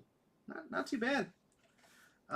Let's see, mini VMAX. Sorry, just got to load the system up again. I'm dragging it to the wrong thing because, you know, brain is doing brain stuff. There we go. And let's go back to our discs here, and we had this one. Did we look at this one yet? Blackjack, Music Gym, Snyder Speed Type 1, and Speedy Finder. Interesting. Let's see, what other discs did we not explore yet? I forget if we did this one. Yes, that was the Hungry Frog Ion Eater. What a name. And we have disc 2 over here. Counter Cards and Tide Calendar. German Grammar Tutor Hypercard Stack. Calendar of the Tides. Maybe Guppa. But the clock, that's why I keep the seconds clock on in the emulators, because you could tell when it just is like, nope. Okay, ooh, let's see. California and Washington. Well, let's go San Diego, I guess. 1993. September. Draw. How about that?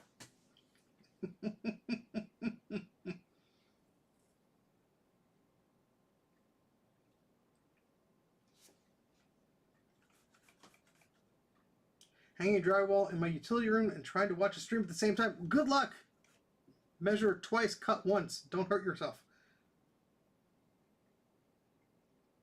Yeah, we had... this one froze too. Oh boy. I had originally drilled masonry bits into the side of the basement for something to hold a shelf. And when it was time to put something else there, I couldn't get one of the screws out. So thankfully the screw was in just enough where when I put the pegboard around, it hid the screw. Oh boy.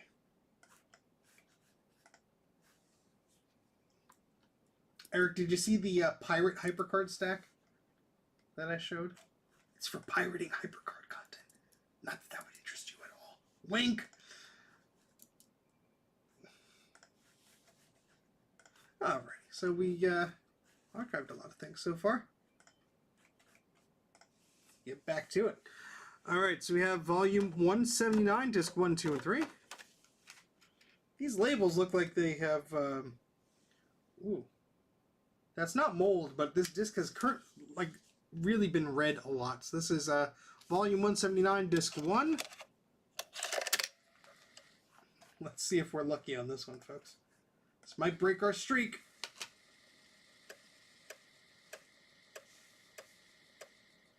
Ah, very neat. Good to know, Eric.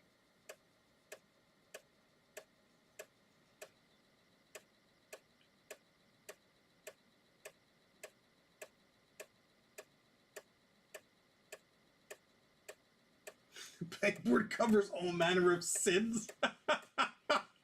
That's great.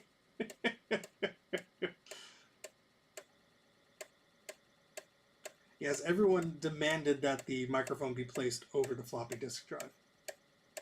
Very little Jersey accent in there, too.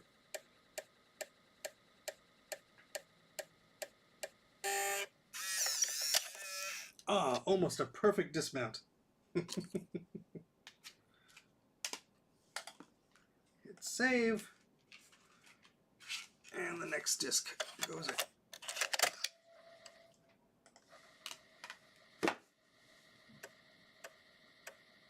I have. Not in anything you would have seen. Not anything I was paid for.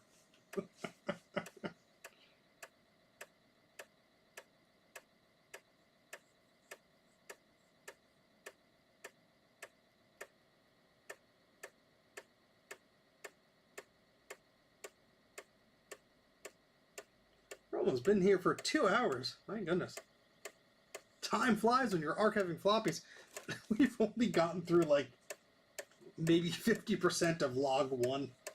I'm gonna try and get through the complete first log here. I'm not gonna force another log. You get it? You get it? But yeah, we're progressing here.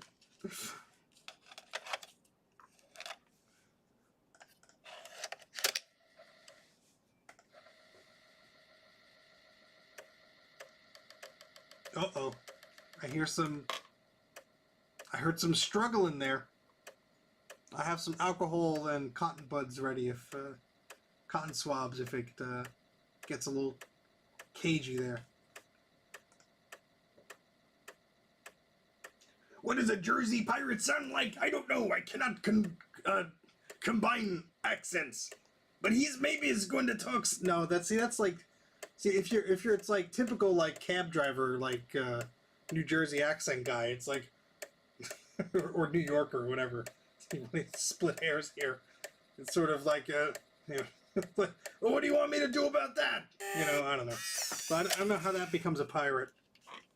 But that's above my pay grade. A pirate that just says water. Go for a drink in the water. It's logs, but yeah, it's the log song. Ooh, we have disc 1 of 5. Let's see if we have all 5. And we do. Volume 180. General interest. These look clean as well. Well used, but clean. Forget about it. I'm gonna get some water before I blow out my throat. Ugh.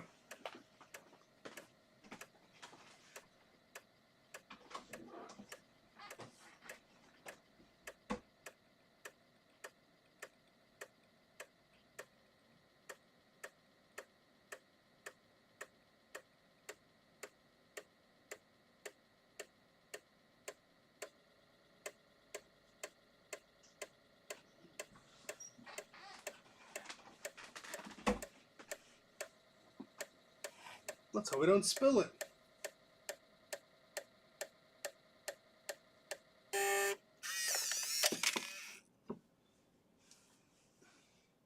The storm window is closed. That's just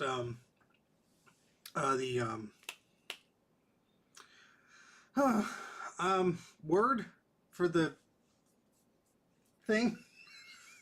Jeez. Screen. My goodness. Way to break my brain with questions. It wasn't even a hard question. He just couldn't remember the word. Welcome to every moment of my life. Yes, because there's a little camera that's pointing out of there, so the screen is a little bit up. This is why I don't drink, Rudy. My brain does this by itself. 9 out of 10 for that eject concern.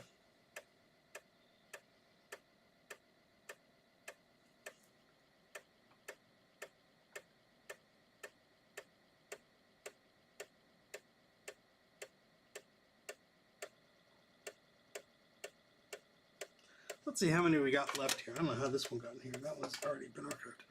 1, 2, 3, 4, 5, 6, 7, 8, 9, 10, 11, 12, 13, 14, 15, 16, 17, 18, 19, 20. Perfect! And we have about 32 discs to go. That was a perfect dismount. 10 for 10. Would eject again. So this is volume 180, disc 3. That's what I call an eject, baby.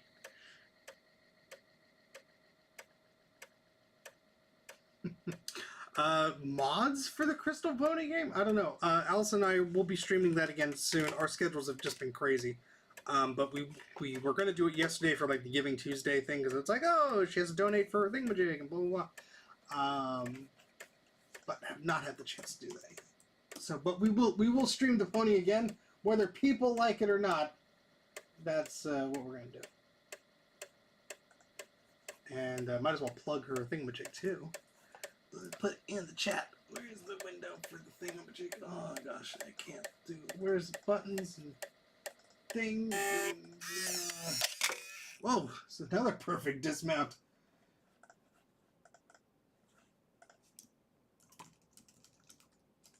So this is the fundraiser for my wife's play.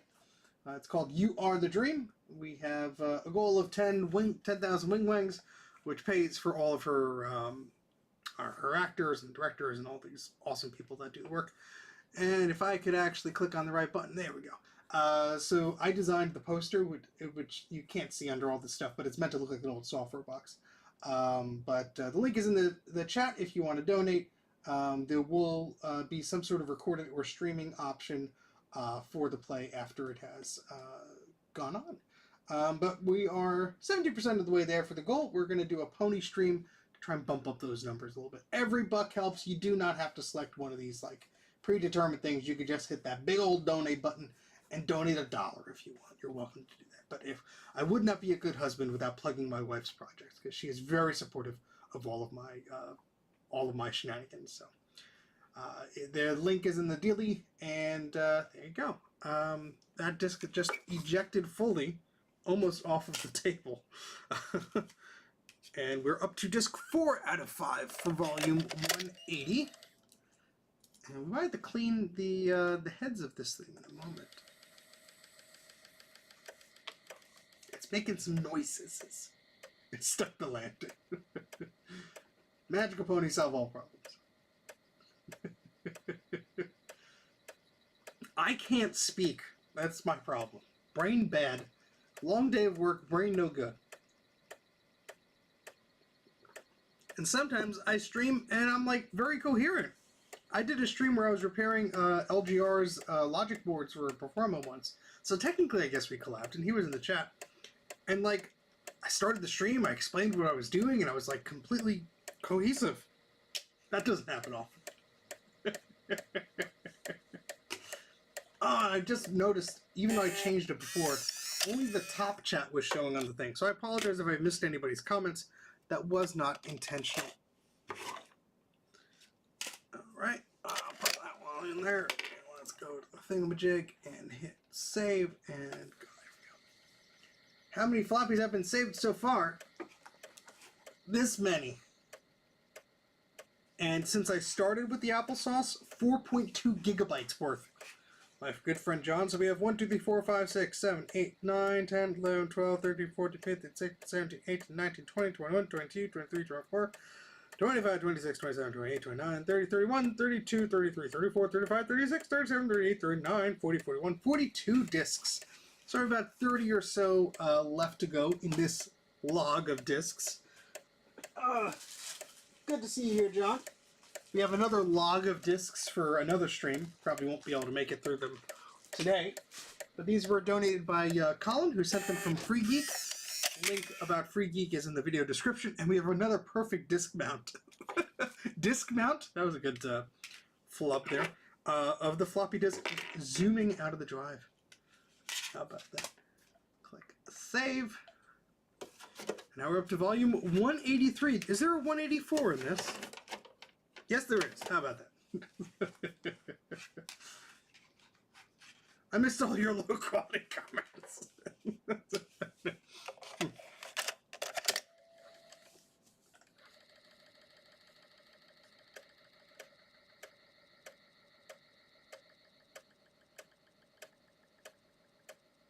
Yeah, I mean, so this saves every disc as a disc copy thing and a move thingamajig. So, for example, one of the discs that we just imaged, and this is not talking about flux level stuff, which takes up a lot more space, so it's sort of cheating when you get to that. But most of the time I don't do a flux level thing unless it's like something special.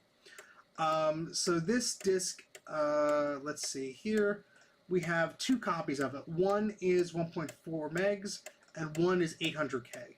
So for one floppy, you're maybe taking up close to 2 megabytes if you're just using the fast imager and saving both formats, and you're not exporting anything or so.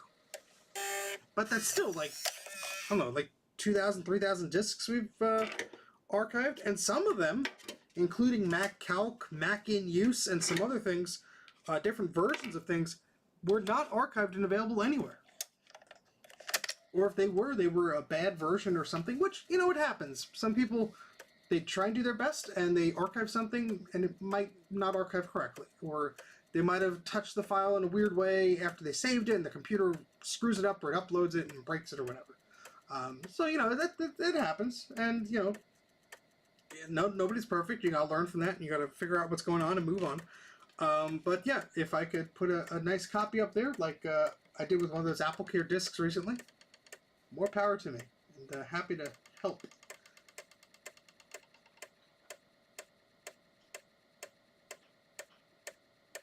Yeah, I mean, this one, I think it's also the disc. Like, some of these are lighter than others. So, like, this one is actually lighter than this one. I don't know if it's just the density of the plastic or what, but see, like, how that one didn't eject fully? I bet you, let me hit save first. I bet you if I put this one in, and I told it to eject, yep, came right out. So it's just, I think sometimes just the heft of the floppy.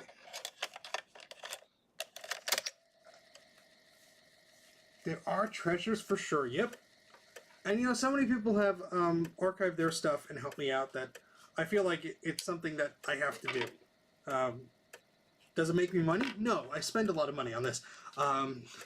But, you know, it's a public service. So, and it's entertaining sometimes. At least I hope you all are entertained. No idea how many people are watching this thing. Let me click on the thing. Yeah, 62 people just hanging around. Thank you very much. And 43 likes. Try to bump those numbers up. That'd be great. Just like the video. It costs you nothing. And subscribe to the thing if you haven't done so already. It's very dark in this room. There needs to be a light like pointing towards me. But I'm not a professional YouTube person, so what are you going to do? Oh, almost dismounted. Preservation ain't pretty, but it's so important. Yes, exactly, Veronica. I forget what system was brought up at VCF Midwest a few years ago. I think it was 2023. A question was asked in the group, one of the YouTube chats or one of the group chats of whatever discussion about archiving floppies.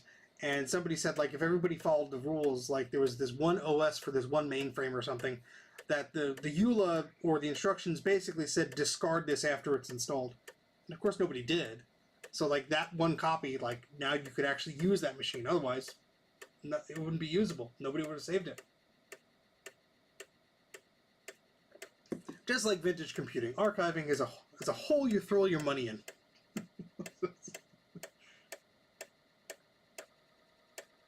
Thank you, Eric. Yes, Eric. Yes, I think that was along those lines, something like that. But I was like, wow, like, wouldn't even thought of that, you know. Oh, pencil fell. All right, so the next volume is 3 discs, volume 184. We're getting up there. Looks good. If you have any questions about Mac stuff, let me know in the chat. Happy to do my best to answer it. Working on a few videos that should hopefully be out, I don't know, a few weeks. Working on one about SCSI, everything you want to know about SCSI. What termination is, what SCSI IDs are, how you plug something in, why you shouldn't do this one way or another way. Covers all the basics. And I really just need to get finished on filming a few tiny pieces, because there's a preview on my Patreon already, and it's almost there. But just got to tidy that one up a little bit. Yes, I think it was some sort of PDP system, Veronica and Eric. Yeah, I think you're on the right track with that. I just vaguely remember. Yes, Eric. No, something about this SCSI stuff. Save.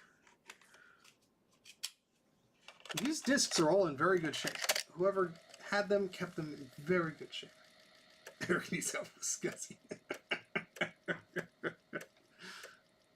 Where's my scuzzy mouse pad that I could hawk? I don't have it. I could go to my website though, and I could show people the merch.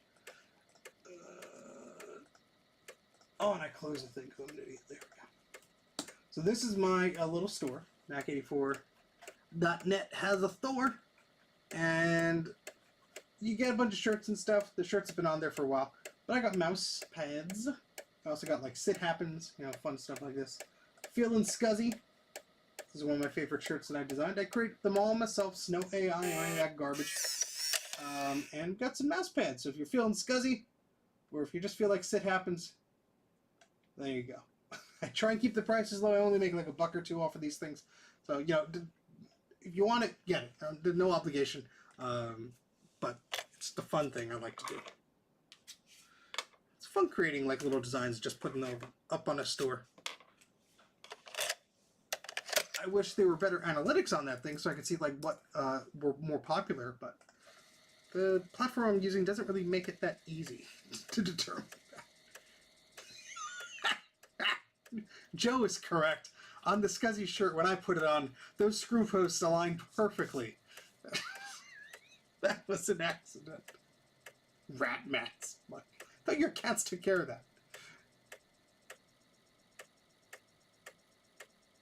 Ooh, disc holders. Now you're talking.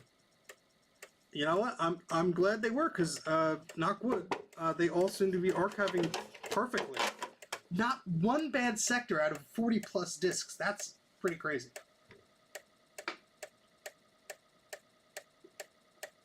Oh, I'm so glad, Anna. Eep? That eeps for you. That's a holiday gift eep. Eep? Alright, so that was disc 3 out of that batch. And my tower of floppies is a bit unmanageable at this point. But since we archived half of these are going back in the bin. So now we have half of them archived, and we have maybe half of a half left to go. So we'll finish up this. We have maybe 24 or so discs to go. And then I'll give my mouth a rest and I'll stop talking for a bit.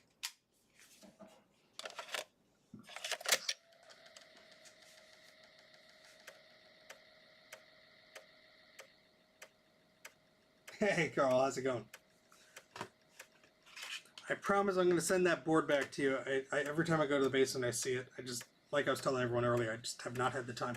But in a week or so I'll be off of work for a little while, so actually I'll be able to catch up on some stuff. I really do love the applesauce. I have a grease weasel, but this just makes it, like, stupid easy. Like, if I can figure this out, it's just like, you put the disc in, it goes. That's it. I absolutely love it. I really hope they could start shipping them out again, because it's my one recommendation. It's my go-to.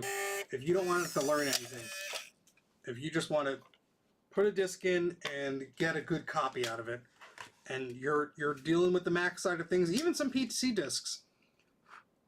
A little bit of dust on there. It really makes it super easy. I'm super happy to use it. Can't recommend it enough. Oh yeah, if you're doing like 400K discs, it's like it's just like whoa.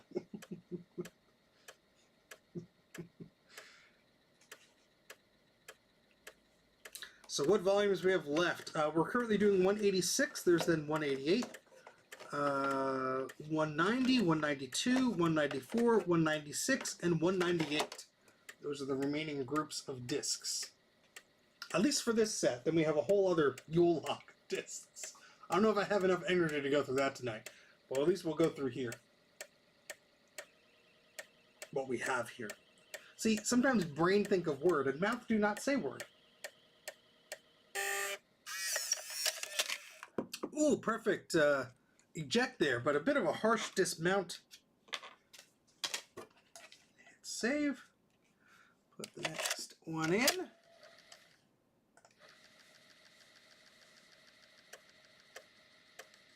Yeah, I'm not sure like how fast this is compared to like if I was doing a disk image using like a USB floppy drive with image. I've never compared them before. But you can see this is an 800K disk. It's going pretty zippy. If it had errors, it would take longer. I have some high density disks here that I've archived before that they maybe take an extra 20 seconds or so. It's like a minute a disk, not even. So it's pretty good. This is running on the studio. I don't have the Pro upstairs anymore because my office was getting way too hot. So I haven't had the Mac Pro in my office since 2022. So thankfully this is a current project, so they support it on Apple Silicon and all that fun stuff. Which means you just download an app, you don't have to compile anything or think about it or nothing.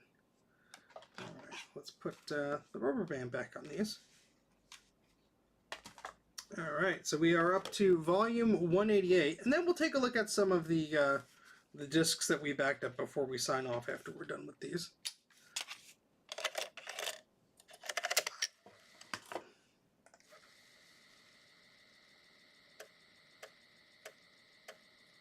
Even reading floppies are fast on an Apple Silicon machine.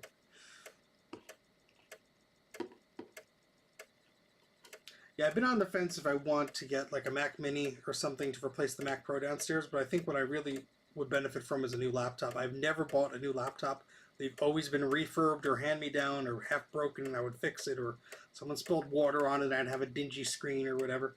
Because whenever I grab a laptop to do something, it's either a 4 gig MacBook Air from 2013, a PC i7, what the heck, whatever it is, which has a battery that just loves to like die instantly, or a 2015 MacBook Pro, which I need a new SSD for, which is in one of these drawers somewhere. So it's just one of those things where it's like, I've been meaning to get a new laptop, because before that I had a 2008 one and all this stuff, and I've never gotten around to it. So I think in the coming weeks, might get like a 14-inch MacBook Pro. I would get the Air, but all of the I/O in it is like disappointing to me. It's only got 2 USB ports. It's like if I ever wanted to stream or do something from it, it's like kind of dumb. I'd rather have like a dedicated video output, a dedicated SD card slot, which unfortunately they only have on the MacBook Pro these days. From former e-waste. No worries, Carl. I'll catch you later. How do you manage naming all of them? I've brought 600 random floppies, all acquired multiple decades. Well, that's one of the beautiful things about this piece of software. It reads the label of the disk that the manufacturer gave it. So this is volume 188 of the Software of the Month Club. And you can see the disk label says SMC 188 or whatever. I know it's blurry, I'm sorry. But this utility is saving them as that. It says 188M30J2. And so I know that that is the disk that has been saved, volume 2 out of it. And, some disks are more clearly labeled than others. Most PC disks, I find that I archive sometimes, they do have names, sometimes they don't. The Mac disks usually are labeled pretty well. Although sometimes they'll have similar names, even though they're different versions. But what I try and do is after each session, I'll put them all in a folder. So I know, okay, I did these on December 4th. These are all Software of the Month Club, stack A or whatever, and go from there. But you can get tricky. I just have a folder full of disk images, so there you go.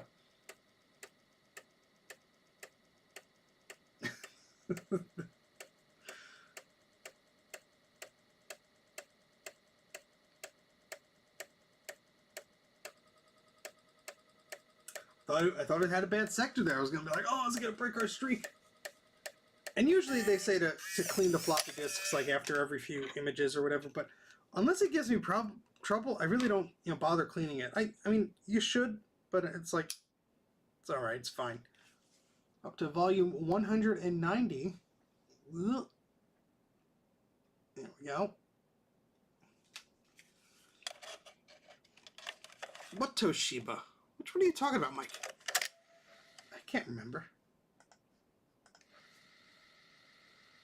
I do scan in the labels if they are interesting, but to be quite honest, this is a lot of discs. There's over 40 discs here. I might just take some photos, or just even putting them down the flatbed takes time. but they're all very generic labels. But I'll take some photos of some kind. When I do put them on the Internet Archive in the Macintosh Garden, generally speaking, yes, I do include a scan of the CD or of the floppy disk image. It's very rare that I don't. But I usually scan them at like 300 or 600 DPI or whatever. In fact, if we go to archive.org and you look at my uploads here, oh, that one just flew out. You could see that's exactly what I do. I scan the labels, I scan the CDs, all nice and sharp and bright and all that fun stuff. So yes, I go through that extra mile, add the metadata, all that stuff, which is why it takes me a little bit longer than most to upload some of these things. But if it's not properly like organized, then what really is the point of just putting random disks somewhere for someone to be like, huh? Later on. All right, so disc 2 of volume 190. Got a dozen or so discs to go. Anybody have any burning questions about classic Mac stuff? Feel free to pick my brain. Oh, no, Mike. You keep that one. That's yours.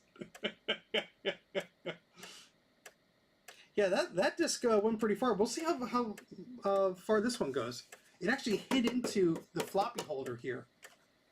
So let's move the camera slightly. Let's see how far this one travels.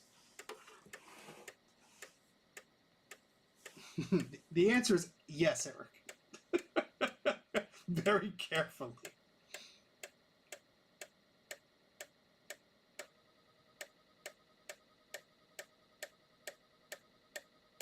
Install a different ROM with a hammer. Oh, almost.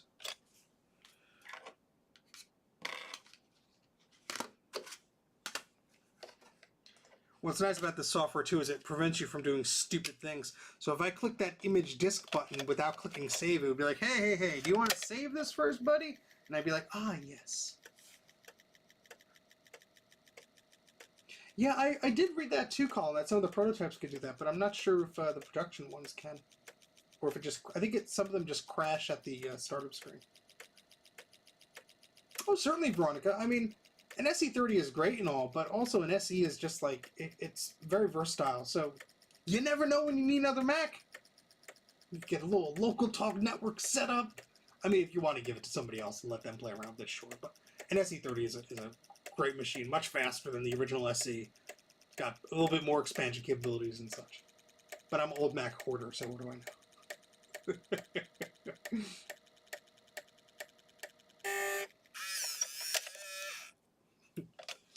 The quack to an eep. I'll give you a special eep recording of just me going eep, eep, like that. No Macintosh toolbox, and there's no drivers in the macOS for the SCSI controller anyway. Without any SCSI drivers, what's the fun? So up to volume 192. Oh, it's so close to focusing sometimes. And then it's like, you know what? No. So we got 1 of 5. Looks like we have all 5 discs here. Hope this is as exciting as it is for you as it is for me. Ooh, sounded a bit rough. There we go. This might need some re-lubrication a little bit. Mike. Yeah, so exactly what Joe said. If you have a later SE that's FDHD or one that's marked Super Drive under the floppy disk drive, it's one with the upgraded ROMs that could read 1.4 meg floppies, because the original SEs could not. But the SE30 has much higher RAM ceiling, and a bit zippier.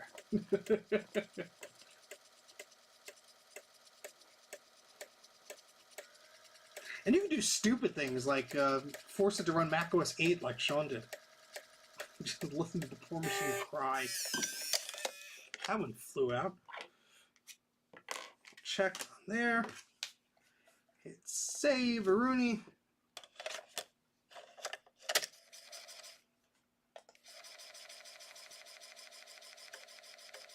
Yeah, they are great machines.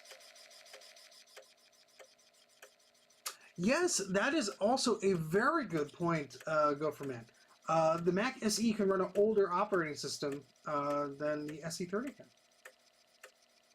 So, you know, if you need System 4 or 5 or something like that for run a very old program if you don't want to do it in an emulator, it's a good option. It's a very cursed image area.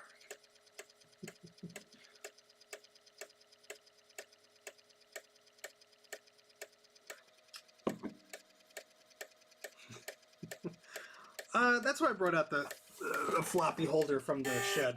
So I'm like, if I'm going to be organizing all of these, might as well put them somewhere nice. All right, so that's 2 out of 5. Here's 3 out of 5, still working on volume 192. Still 800K discs. I guess they wanted to be compatible.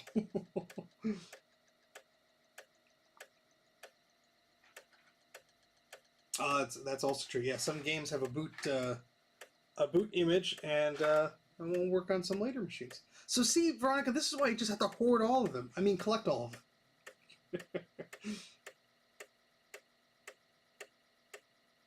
Ooh, Rowan. Are those archived somewhere? I'm sure they are, but if they aren't, you know what to do. Ether Bunny. I don't think I've heard of that one. I'm going to search for that on Macintosh Garden now.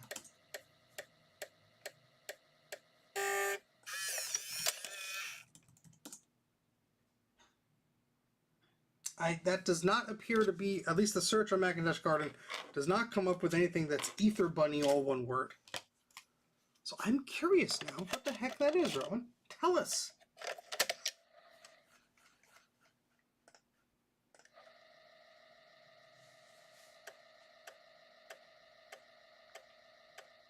Ah, not yet. Okay. Well, you know what to do. That sounds fun.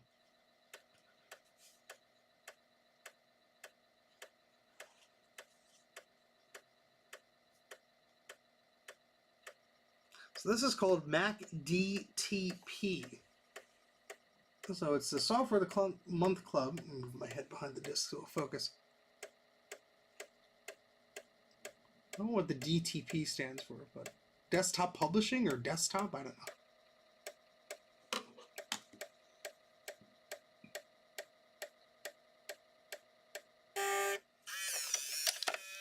Damn, that really shot out of there.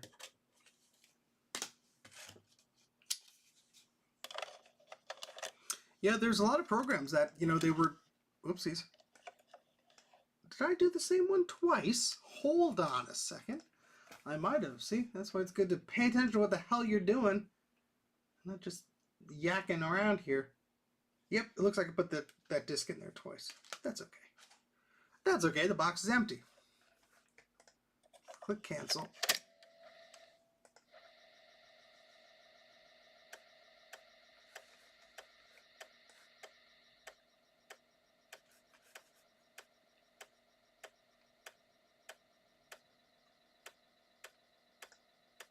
Yeah, that makes sense. Let's see if any other one said that on it, because I probably just wasn't paying attention because I'm yapping to all of y'all. Yeah, some say general interest. Yeah, some of them say DTP. A lot of them, most of them say general interest.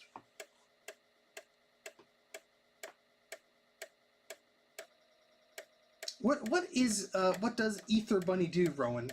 You have to describe it now because now it's just going to be like plaguing you. Perfect in the hand. Just gonna be curious all night. All right, the next volume is Mac DDP, volume 194. And after we get all these archived, we'll look at a few of them before we sign off.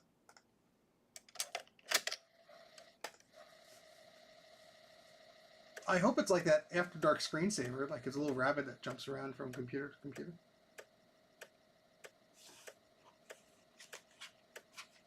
I have a lot of Radius accessories. I don't own a Radius computer, like all of the 2 that they made, but I have one on loan from someone that I'm trying to fix up.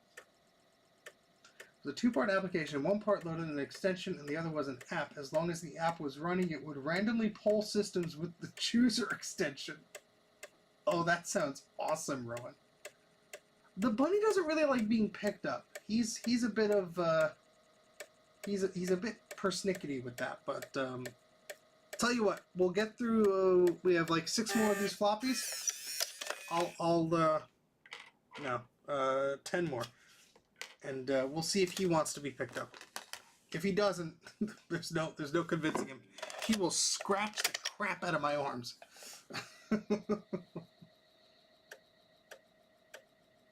And a copyright infringing creature would run across the bottom of the screen banging a drum as soon as it left once. Oh, that sounds amazing, Rowan. I need to experience this. I need this. How is that not a virus? Oh my god, that is amazing.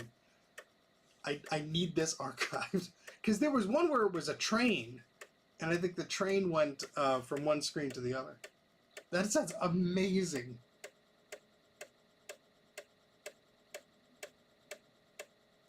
I'll just put it on there. Who cares?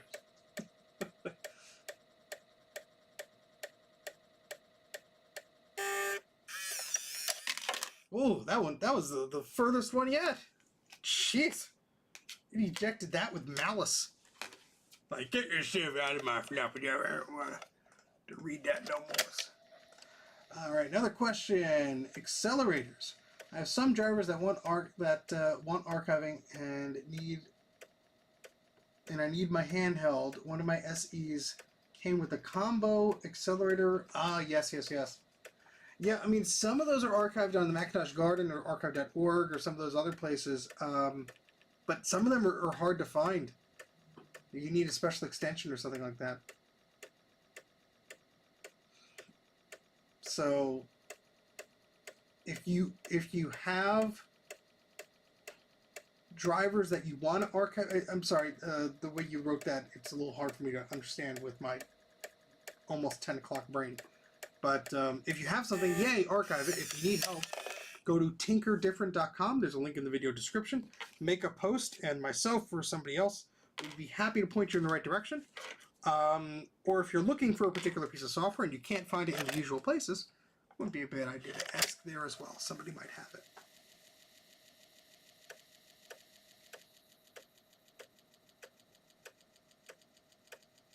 Yeah, a lot of those Radius monitors had special connectors or cables or whatnot, so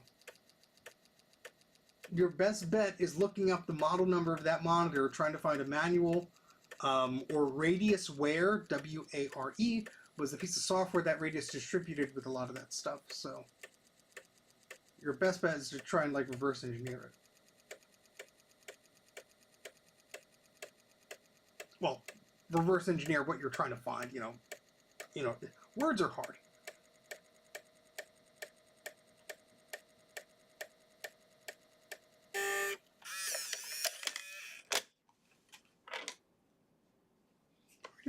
Sometimes I put the check on there before I do it because I'm dumb. Second to last batch here. Mac DDP volume 196, disc 1 of 3. Of 4 rather, excuse me. Oh, that's awesome, Rowan. That is amazing. I need to experience this. You know how many Macs I can local talk in my basement right now? That would be freaking amazing. Please email me the second you upload that, please. I'd be so happy to give that a whirl.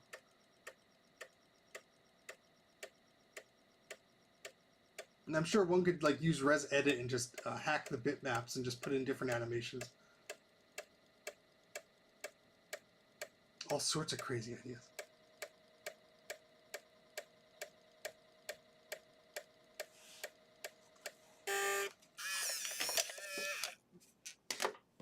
Gets a little check mark.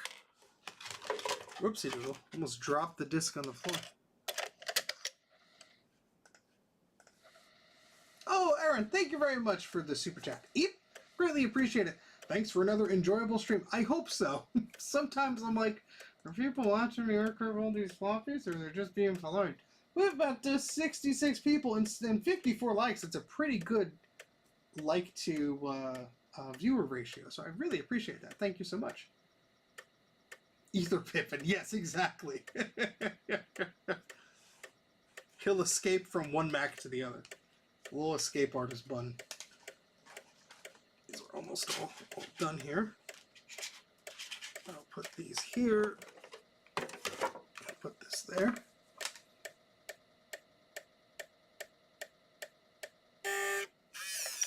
Well, I'm glad. Sometimes there's not a lot of folks in the chat, and it's, you know, it can get a little bit dry doing this for more than a few hours, so I try not to overstay my welcome. There's only so many times you can make anecdotes about old floppy disks before one goes insane. But I certainly appreciate everyone hanging out and sticking around for the whatever the heck we're doing here. Who are you people? Why are you here again? I'm confused. Alright, so let's keep these all together. We have one more to go there. And some of the rubber bands are still intact, so you can reuse them. Thank you, Sleepy.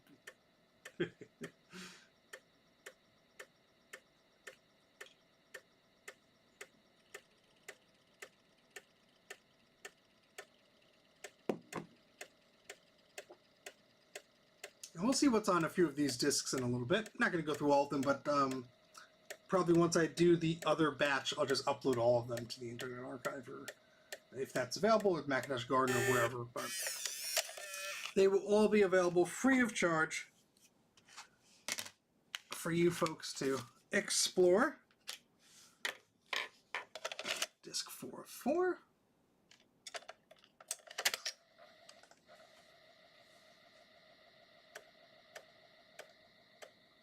Oh, no worries. When you find it eventually, Rowan, let me know. But it's certainly Ether Bunny, no spaces. Because I'll do a search after the stream. I might have it on an old disc somewhere. I just don't know. That sounds like it's fun. Hopefully everyone's having a pretty good week. I know it's only Wednesday. The next few days are going to be crazy. I have a bunch of work projects with deadlines I got to finish up before I take some time off for December. Which I could hopefully focus on fun stuff like you know, decorating for the holidays, or, you know, tinkering around with something endlessly in the basement. Finishing a video. Let's see how far this one goes. Oh! It tried. Alright, so I marked that one already. 1, 2, 3, 4. There we go. And then we have this batch as the last one of this stack here, volume 198. Disc 1, 2, 3, and 4. Almost flew that one across the desk myself. Well, not that I almost did. I did.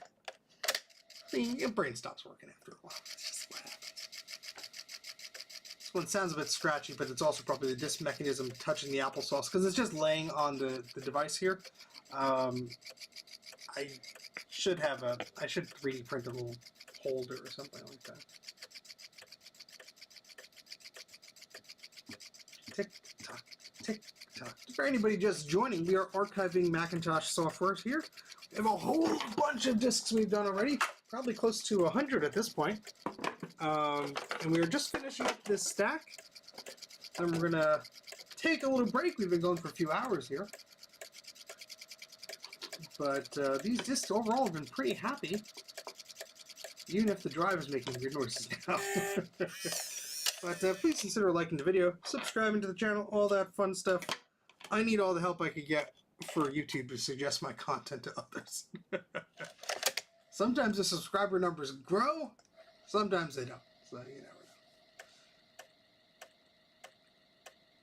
Yeah, I mean, it's really weird, like how some things you just you hear it and it's like, oh wow, I remember that. It's like that part of your brain haven't been accessed in forever.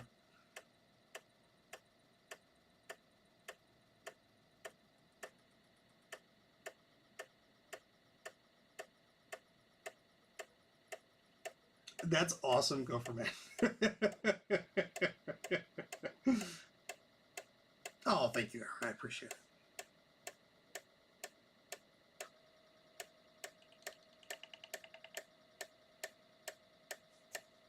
Let's see how far this one goes.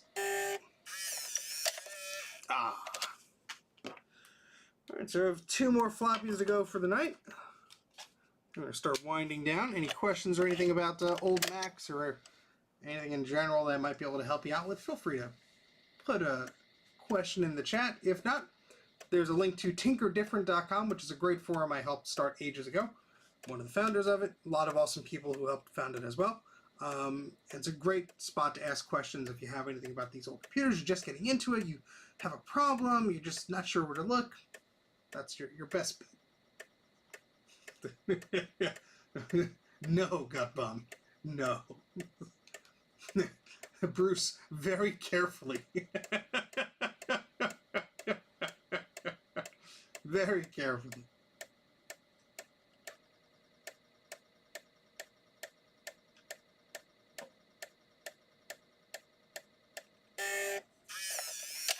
All right. So we're working on the last disc here. Is this going to... A little bit of dust in there. Is this going to image properly? Are we going to go for a complete hat trick here? Because there hasn't been one bad sector. I'm going to jinx it now. Hasn't been one bad sector out of every single disc we've imaged tonight. All of these discs have been pretty good. Not pretty good. They've been amazing. No, don't eat any batteries. Didn't you see my little cameo on Crazy Ken's video? Don't eat batteries, even if they're delicious.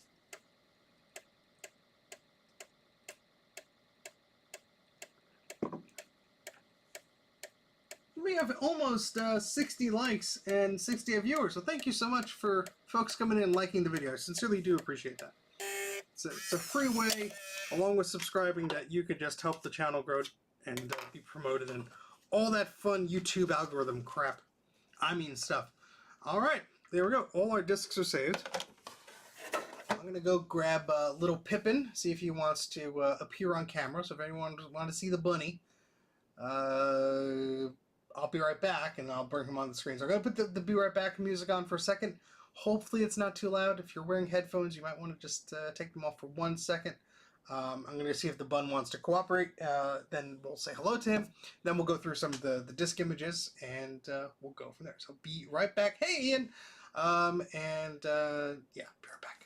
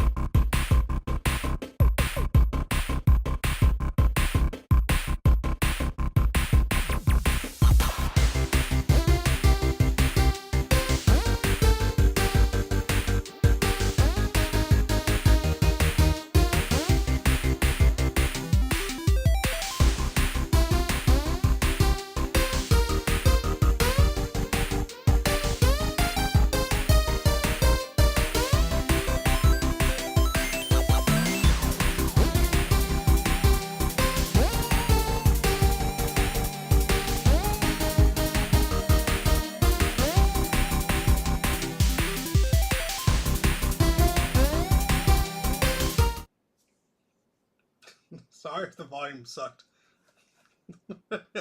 We have Pippen here. He's trying to be a good boy. He doesn't like being held too much. He's just a little baby. He's very fuzzy. He needs a haircut. He has it scheduled. He's going to try and crawl up my back. But this is Pippen. He's being a very good boy usually. Although he's an escape artist. He loves his ears pet. He's probably just about a year old at this point. He's just a little baby boy. Some jerk dumped him in the middle of a forest or a park or wherever the hell he was. I mean, he is so sweet and like fearless and just loves attention. And he'll find a treat and just go to town on it. He's the sweetest little boy. So whoever dumped him is a real jerk. But I'm glad that somebody rescued him, and I'm glad we're able to take him in and spoil him properly. Right? He's a very good boy. And he's really not enjoying being held right now. He's like, whoa, where the hell am I? So I'm going to put him back in his pen, and we'll give him some treats. But he is a very, very sweet little boy. Our first boy rabbit in a long time. We fostered a boy once for a short while, but he had health issues, and after a lot of expensive vet visits, unfortunately, he passed.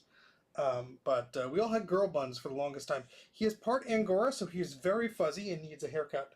But he has one scheduled very soon, so it's a bit shaggy. Yeah, sorry, the Be Right Back music is probably loud. Let me click on that, and I will adjust that before I click that again. My apologies. But thank you, Joe. Yeah. Right? Being a good boy? You trying? He's trying. He's trying. He's very floofy, my goodness. That's a static electricity here, too. Yes, he did. You found a good family? Yes? Yes. He was like, I don't like being picked up like that. Don't do that again. I will bribe you with treats, sir. You'll be okay. And he got big, too. So, don't think he's going to get much bigger than this. Okay, you want to say goodbye? Okay, so I'm going to put him back in his pen so he could frolic and be a fuzzy little guy. And I will put the Be Right Back music on. Again, headphones users, I'm sorry. I will try to navigate it as he tries to escape my arms and lower the volume. Say bye, Pippen. Bye. All right, cool. Be right back.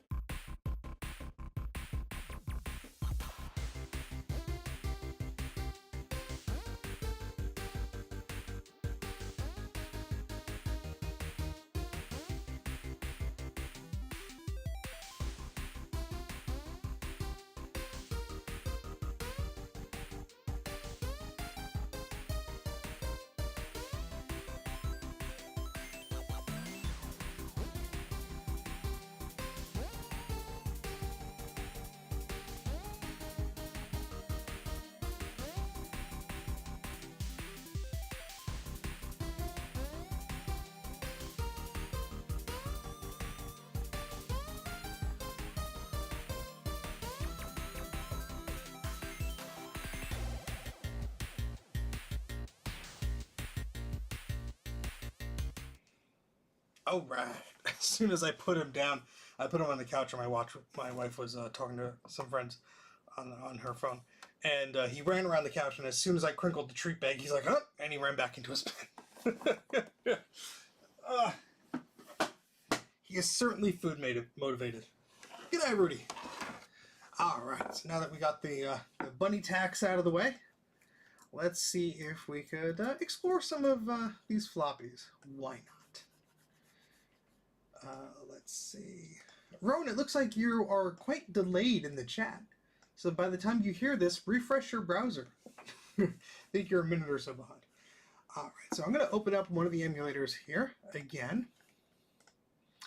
And we don't need the applesauce open anymore because we did all the disks here. So I'm going to close that.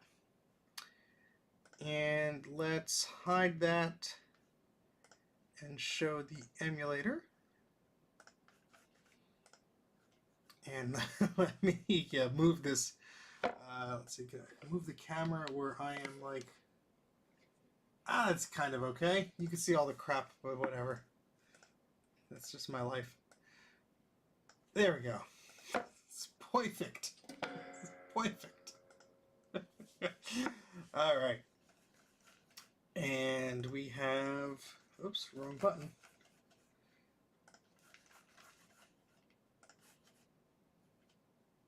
Where'd I folder? There it is. All right, so let's see what's on some of these discs. Again, I'm just going to randomly select a few. So we have volume 194. Let's check those out. We have 1, 2, 3, 4 of those in that volume. I'm going to lock these disk images just as a precaution so we don't accidentally change anything. So I don't want to have to archive them again. And we're going to go to our emulator, and we're going to just drag those in. And they'll appear magically. So let's see what we got here. So disk 1, we have Color Time 2.0, EPS Fixer, 1995 calendars, 800K discs in 1995. Wow. And Chooser User, that was referenced in one of the other pieces of software that said the Laser User, I think, was better than Chooser User. Let's see. Yeah. Let's see what this is all about. Anyone ever use Chooser User? Yes, it is, Eric, because that's the best fork of it.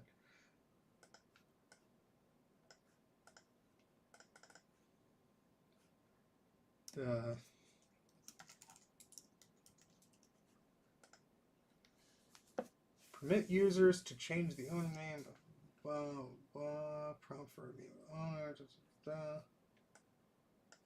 Oh, read me.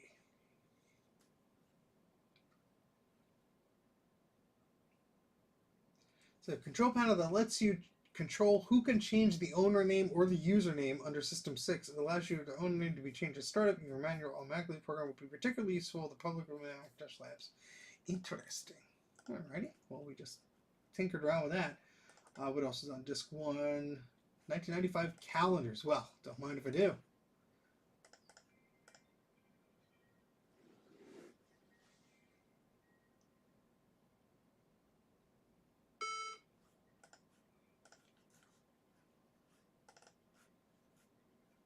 So we got some EPS files here. And I don't know what type of files these are.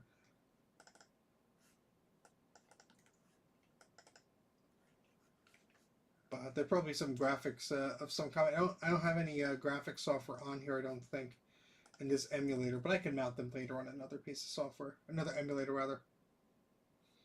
Yeah, I guess they were just going for the lowest common denominator. You know, they just wanted... either they had a bunch of 800K discs, they didn't care, maybe they were more cost effective, or they just wanted it to be compatible with some of the older Macs.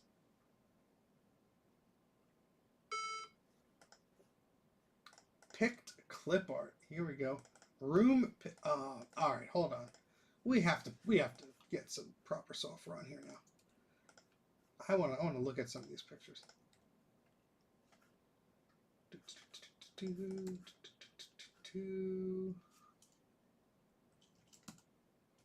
Yes, in 2034. Let's see what we could find out here. That would work, but then I have to... You know what? Let's just open up the other emulator. How about that? This one's far more buggy, but it might prove useful. So let's go here. Let's select this. There we go. So now we are in Basilisk 2, which is has a bunch of different software that I put in here. So it's a bit easier for me to access. Let me just change the window size here. Give me a moment. Yeah, it's close enough. Yeah. Slightly afraid. Yeah, well, maybe I'll look into that disk, that name. That file, rather. My goodness, my brain. Privately. Okay, so let's take one of those disk images. Now, here's where my little tutorial comes into play. If I go back to the emulator, that was what? Disk 2. So 194 disk 2. So let's eject these from the old emulator. 194 disk 2. So I have to go to 194. There's disk 2. I'm going to copy that to the emulator folder here, which is this Unix thingamajig here. And if I go to 194, there it is. If I copy this, it's in use. Okay. There we go. Anyway, so we have a disk image of that, and let's open that with disk copy 6, which should be on the desktop here somewhere. I guess it ain't.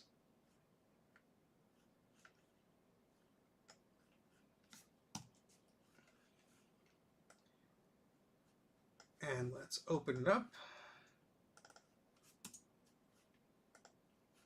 All right, so let's open up our click art here. Let's put that in the example folder. Oopsies. Let's do it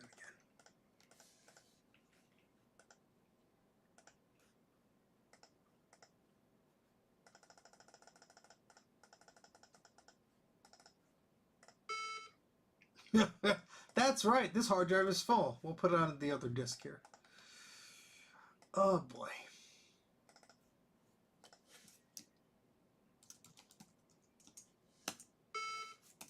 All right. My goodness.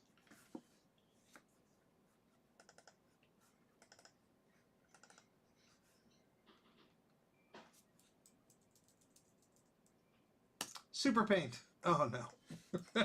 Okay. Let's try. No. Let's open it with Dabbler. Dabbler should be able to do it.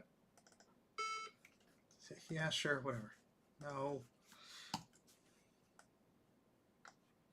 Ah, the joys of old computers. All right, everyone, avert your eyes. I don't know what this is. It can't open it anyway. I had a graphic converter on here, didn't I?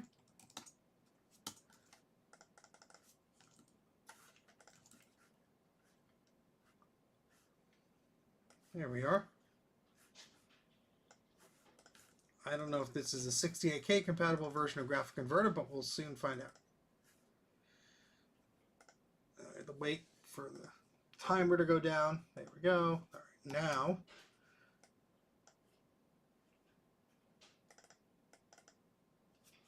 No, it's just a bunch of people. So, ooh, 3D. No, I don't, Jack. I really don't.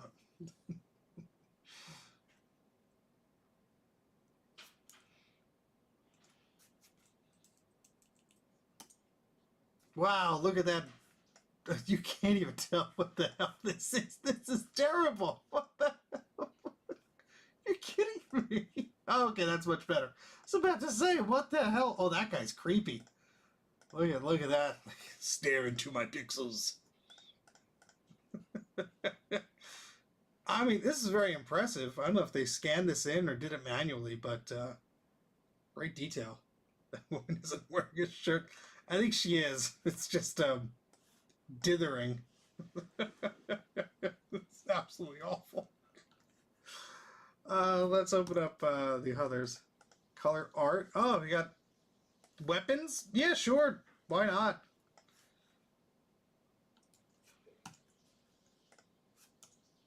And sports stuff. Okay. Great. That's awesome.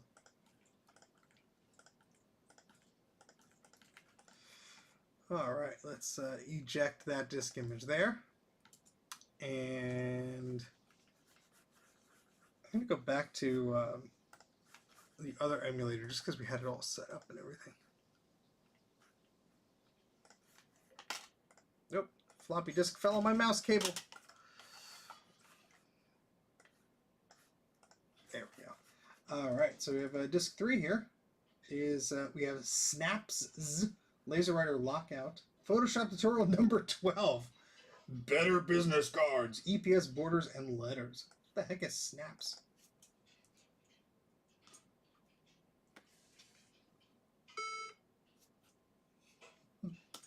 I'm glad someone enjoys it, Joe.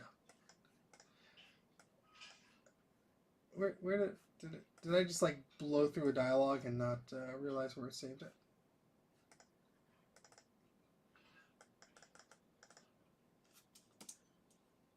Oh, I put it in the root of the hard drive. Yep.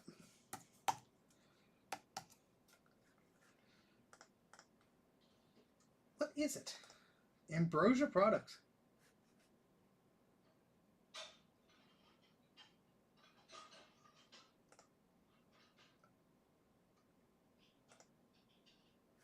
But what is it? Is it like just a screensaver thing for like photos?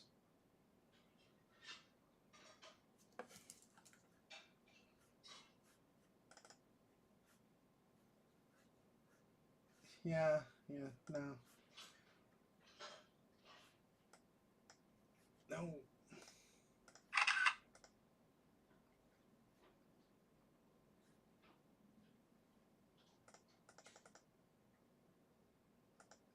Snaps is a control panel that allows you to quickly and easily capture the image displayed on your monitor and save it as a picked file for later editing.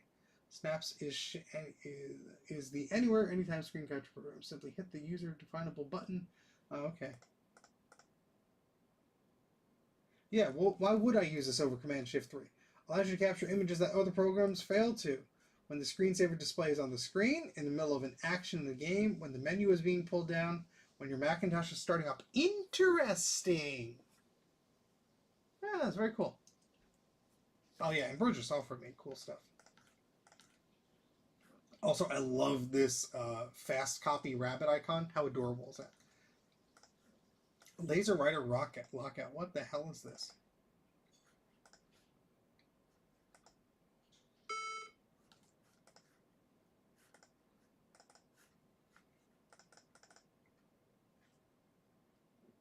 Lets you control which laser riders and other chooser devices are accessible in the chooser desk accessory. This program will be particularly useful for network environments where access to a particular laser rider or other device should be available to only certain nodes on that network. Just like a chooser user would. Thingamajig. See? This program complements my program chooser user. Oh, okay. So this guy got around. He made a lot of software. Let's see what Photoshop Tutorial 12 is. Sounds exciting.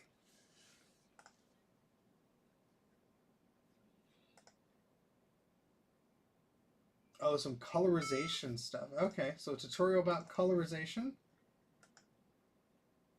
And I don't think I have any software on this that'll open any of that, but that's cool. Trash some of this stuff we already looked at. Calendars, we have an EPS file. Yeah, that's, who cares? And let's see what's on disk 4 here. Fonts. Oh boy. Let's see if we recognize any of these fonts. Click me for info. Does that say hamburger?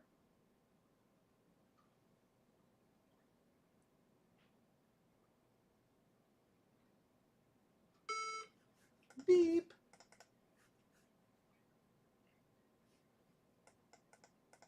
$194 fonts. Oh my. Oh, Harbinger. Okay. Oh, it's a hamburger. Click me for info. Okay.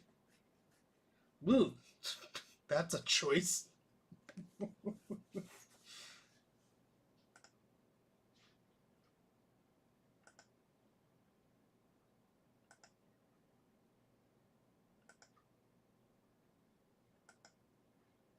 Everybody act normal. Design.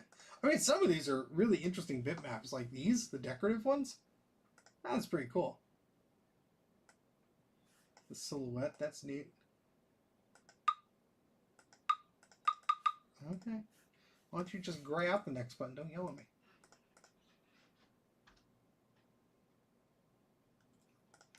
Shareware fonts. We looked at that already, didn't we? Yes. Okay. All right. So that's those. Just let's look at another bunch. Maybe I'll hit the head. Oh my gosh, it's past 10 o'clock already. Yeah, let's take a look at this one, 198. We have quite a few discs here. We have 4 of them. Let's lock these. And let's load them into our friendly emulator. My goodness. So disc 1 is Adobe Acrobat. Sure, let's install it. Oh my gosh. They fit Adobe Acrobat onto one floppy. Oh no. Interesting. It's not happy. Do I fix a fork on here? Yes, I do. Here we go, Eric. Here's your time to shine. It better work. Oh, it's not happy. I think so, right, Eric? Is that what it does when it's not happy? Oh, it won't work on a C file. Poopy. Well, you know what we can do? Let's see. What was the other one? I think there's other ones that have C's in here, right? Yes. So let's see if I can do the old res edit trick here. So let's get file folder information. Let's go here. Yeah. All right, so APPL and AU. Well, let's just try it. Worst case, it doesn't work.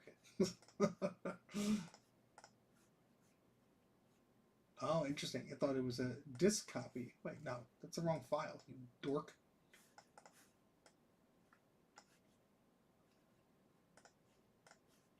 There we go. Oh, see. Hey, let's just. This probably won't work, but worth a shot. Yeah, nope. All right, well, we don't need Adobe Acrobat, I guess. Interesting though, because the disk had no errors when it archived it, so maybe it's just a problematic file. Tip sheet, okay.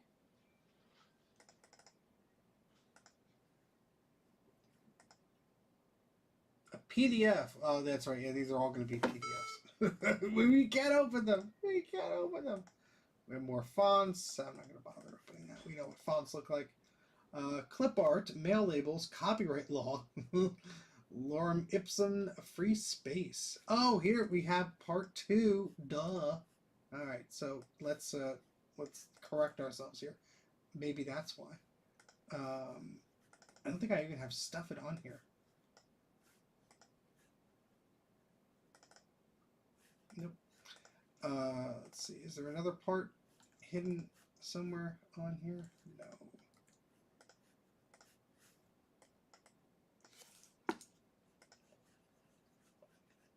Yeah, I don't know if I have stuff it on here. That's the thing. Because this is I use this emulator mainly not for like working on stuff, but just like for confirming disk images work. But I think I have a stuff at disk image.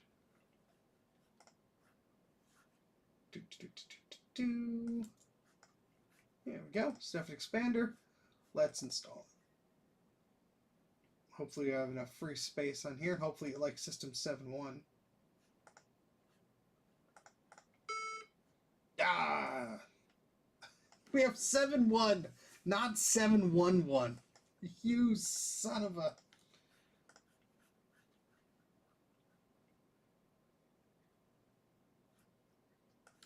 Let's try... no, too many disk images. Sorry, buddy.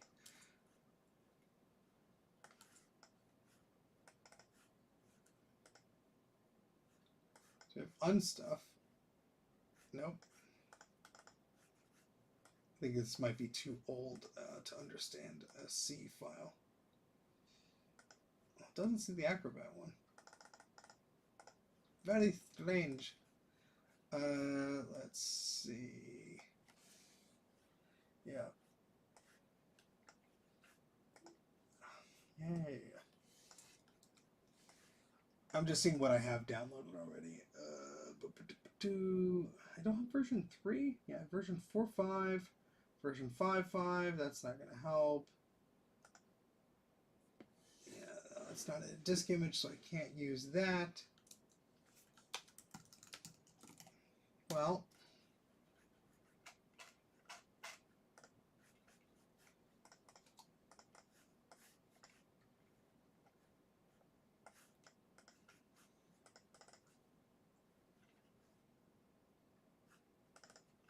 it's always the nuclear option.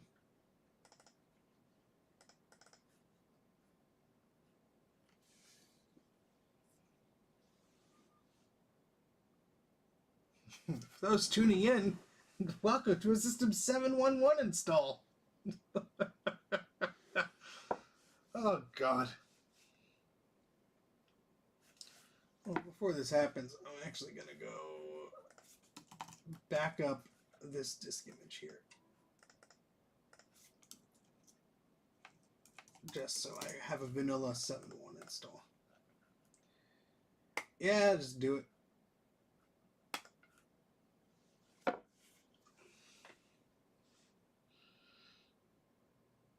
You have a stuff in version Goldilocks situation here.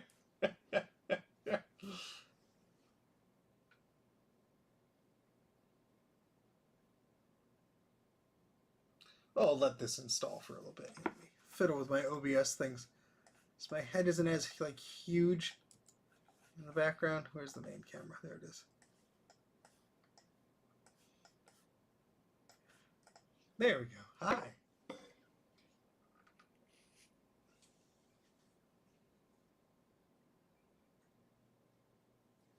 I could easily use like infinite Mac, I guess, but these are what I already have on here. That would probably be a lot easier.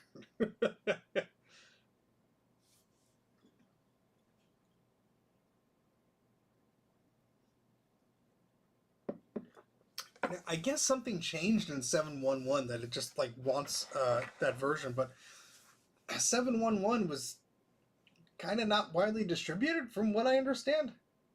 And then 7.1.2 was, on Power Macs and stuff like that. So I guess they assumed everyone just updated to that. But I guess I could have gone to 7.1.2. But anyway, we've already made our bed.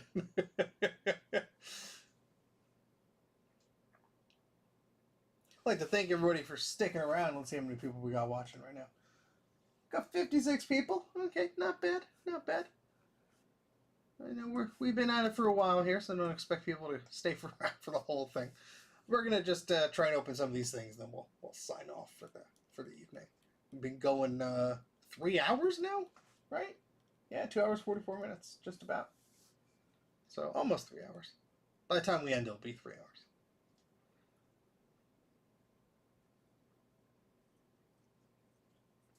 Yeah, 7.1 is a good system. 7.6, 8.1, 8.6.1.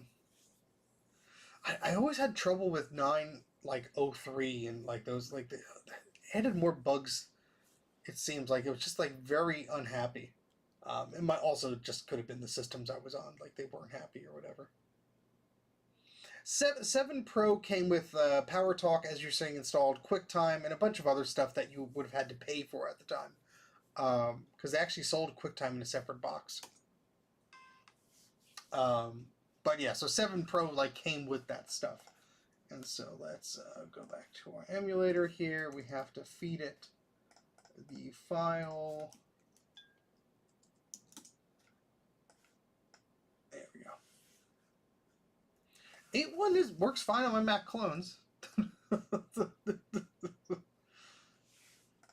Yeah, see, we have this catalogs thing and this mailbox. These are all System 7.1.1 Pro things. Yeah, we're not doing any of that. Let's see if we could get stuff. That's what we were trying to do, right? Watch, it won't work here.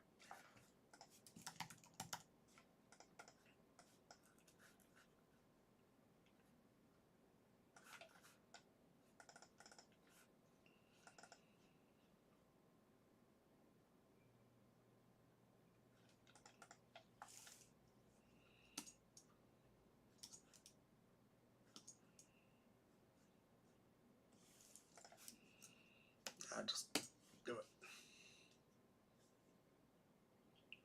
it. You got the raw deal. Yeah, 8.6 is very good for PowerPC machines if you don't need anything newer. Because some hardware does need 9 and stuff like that. Hey, Joe, how's it going? All right, so let's see if this wants to open now. Nope. Oh, boy. Oh, it could have been done if I had the... Okay. Oh, boy.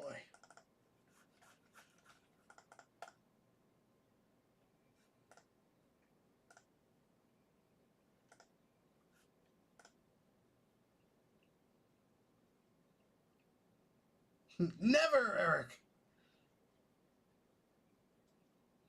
Yeah, I remember playing with the OS 10 preview, but I think the first version I purchased was 10.1, and then all the other ones as well.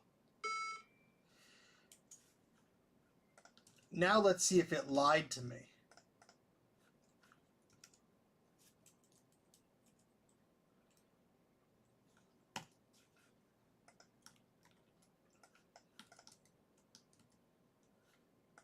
Oh, I already had the thing there. Yep. Hey, look at that. Acrobat 2! Woo!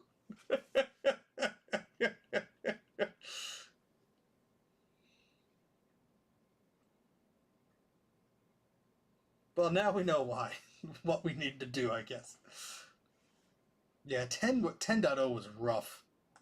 10.0 was pretty rough.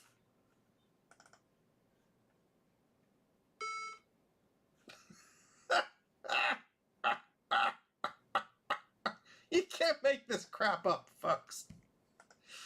I guess we should have read the README.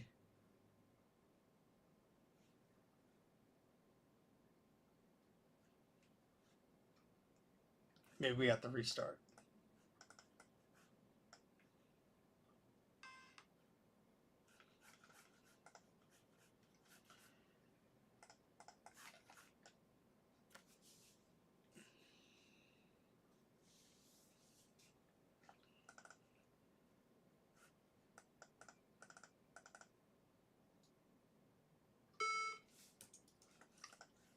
Interesting. Well, oh, I'm sorry. I probably have to just drag. Yeah, that duh. Sorry, folks. It's late. I'm tired. I'm not thinking. It just extracted itself. It didn't actually install. So we need to put this in our system folder, which, where the hell is it? No, it's up here. Yep, there we go.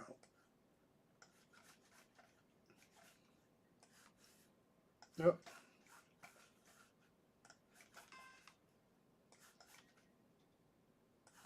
All this just to read a couple of discs. Oh, come on. Go to the right one again, please. There we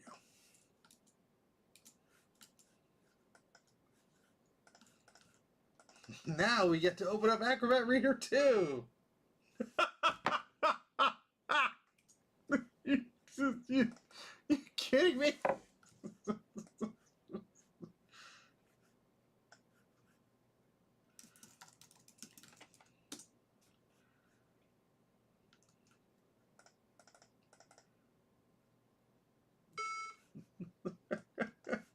Alright, we're not looking at any PDFs today.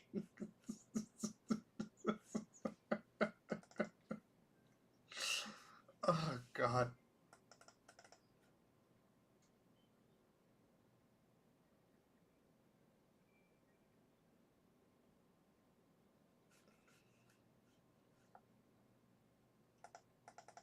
Locate the fonts folder inside. Drag it to if it does not support quick virtual memory. Are you kidding me? And of course, each time I shut down, I have to drag the thing back over to it.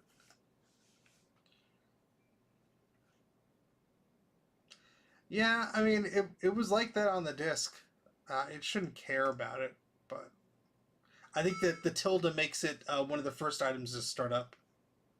ATM font database. Is that something else in here? Is it under help? We have a help reader PDF.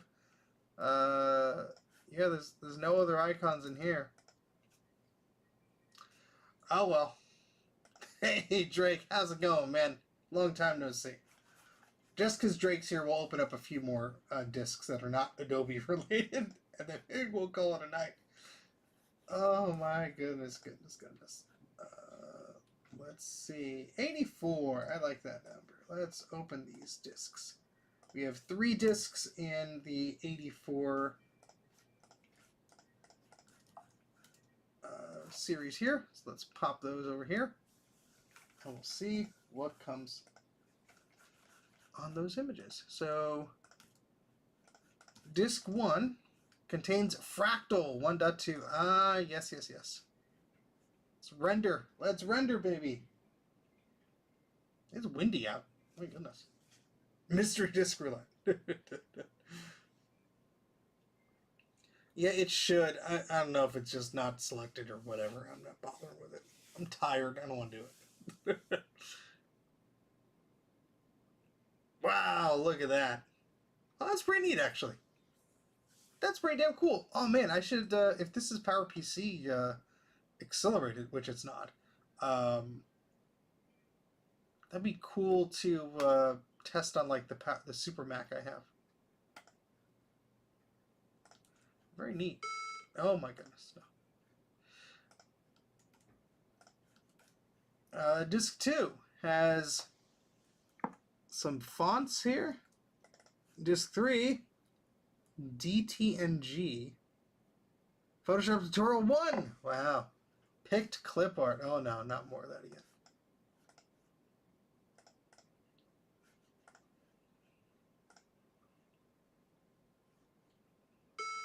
Okay. What is this?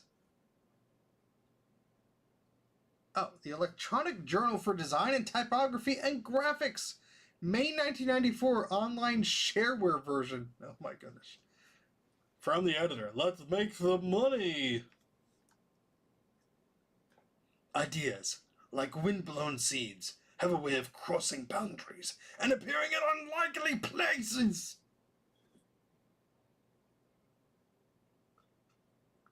Mathtastic.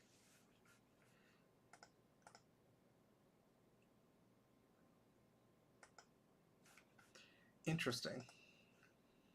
Goodies.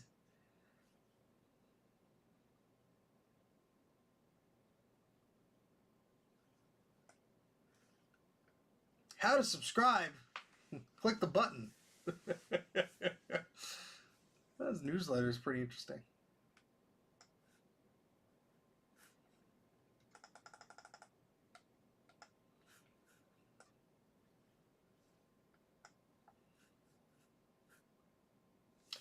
Oh, whoever designed this obviously put a lot of thought into it.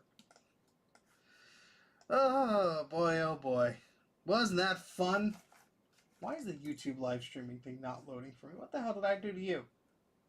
Well, the YouTube freaking.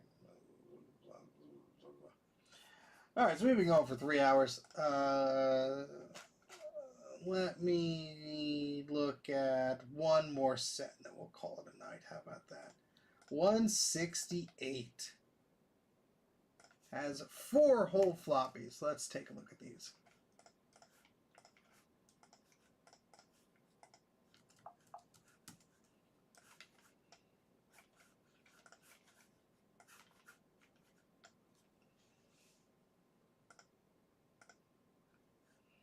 All right, so disc 1 has Quagmire, which whatever that is.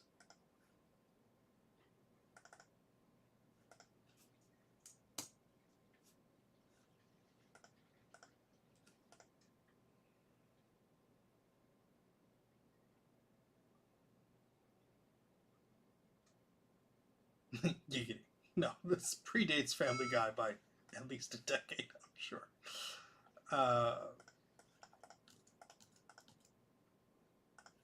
Where did it put it? Quagmire 1. I'm just going to open it.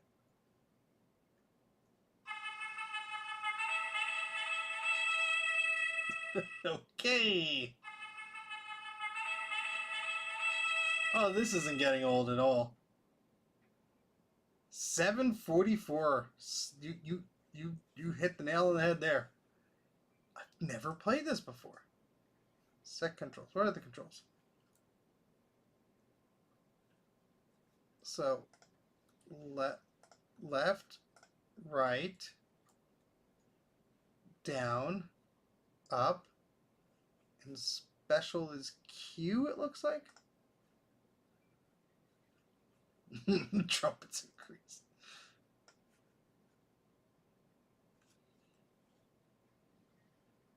$20.42.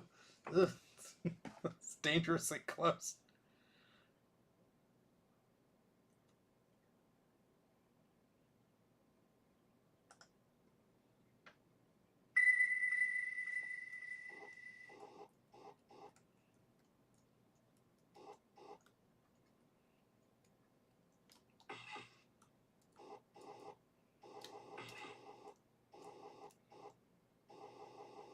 Oh, noes. I flew too close to the sun. Or wheeled. Oh my. Is this game on the Steam Deck? I hope not.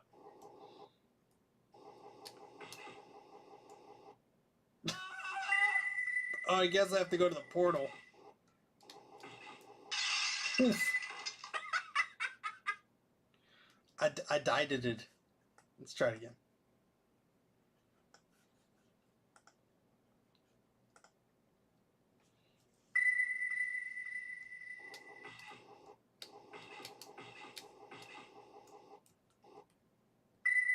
Yay!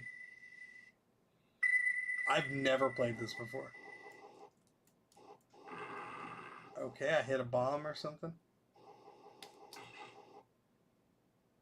I could get some goodies.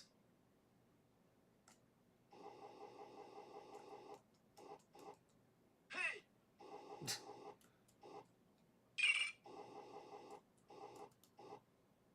How does a robot with a wheel go downstairs?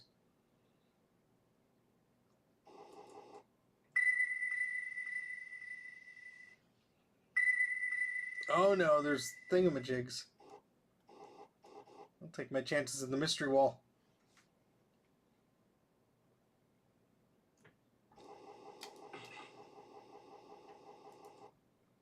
Don't backseat game me, Eric.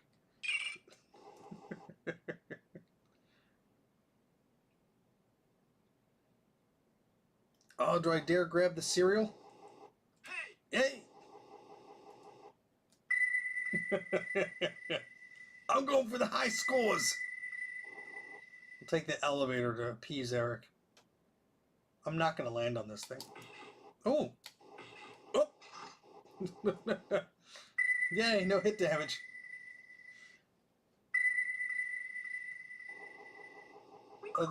There you go, Gopher Man. Thank you for for letting Colin twist my arm to, oh my goodness, to get these discs and archive them. I guess the eyeballs don't hurt. Oh, the bat does. Ah, you hurt me anyway. Ah, oh well. Enough of this.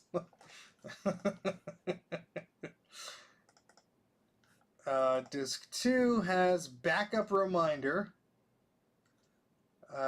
Concentration game. Oh, okay.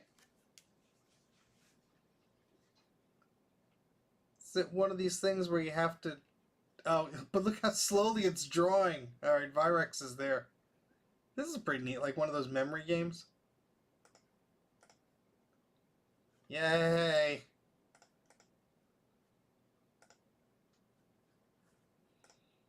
Oh, I'm so bad at these. Alrighty. Shatterball. This has a lot of games on it. Oh, yeah. Okay. 16 whole colors. I can only choose 256. Alright, black and white it is.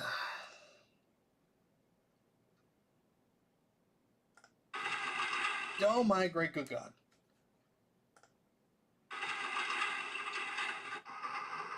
Is this Shuffle Puck? What the hell is going on here? Oh my goodness. Oh my goodness. Oh, this is cool. I've never played this before either. Wow, it has 3D depth. Kind of. Something tells me it's going to get very quick. It's 3D! Ah, you see it hit the back of the dealie there. What the hell is that? Nope. Bink, boonk. It's like Arknoid. One bit would enjoy this. They probably experienced it before, though.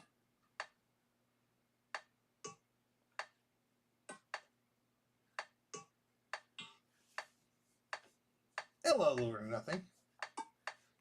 I almost dropped the ball there. 3D breakout. Very slow 3D breakout. Can I adjust the... Let's find out more information about this. 1993. I'm going to go on ye old Macintosh Garden and search for Shatterball. Has to be archived there, I would assume. Yes, there is a version. 16 colors, blah, blah, blah, blah, blah. Doesn't say the version. There's 02 9 is archived. This is 0 to 5. How about that? So, you know, I have an earlier version, it seems. Very cool.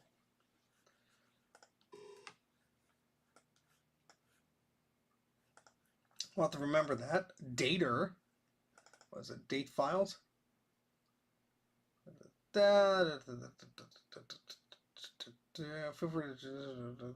Set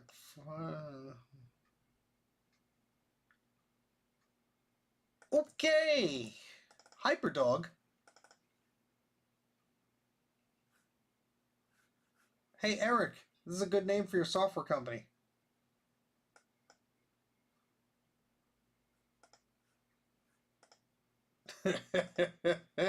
Oh God.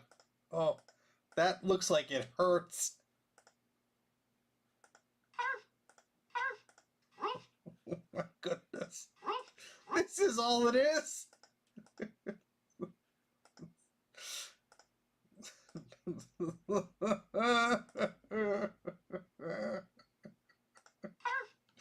Oh, we're done with that.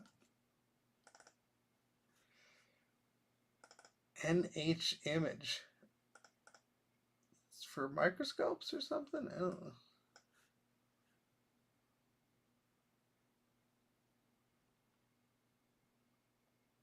Okay.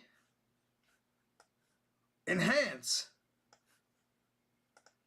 Oh, look, we could draw.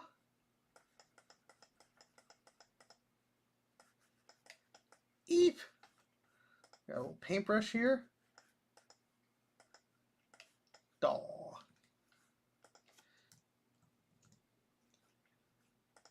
You can save it as TIFF files too. How fancy is that? Mac Note. I guess this is, oh, like stickies. Except tiny and colorless. Okay. You can just leave them. How do I can't move them, I guess. Alrighty. Oh boy. Menu choice folder. Adds hierarchical features. Oh, neat. Well, that's cool.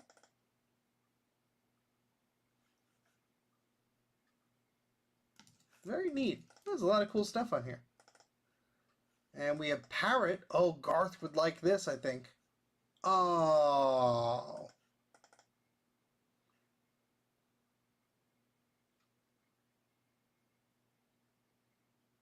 It's like a virtual parrot that talks back to you.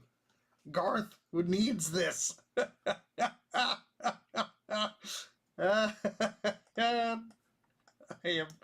I am taking a screenshot of this and I will text him when this stream is over. Because this sounds right up his alley. This is amazing. Oh man. Alright, so we got Parrot, Print Choice.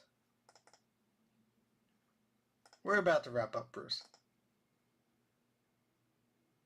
Payment. How much money's yous wants? $14.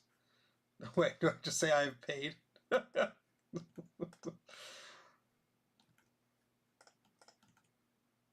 we have an image docs folder. I guess these are documentation for that. Army?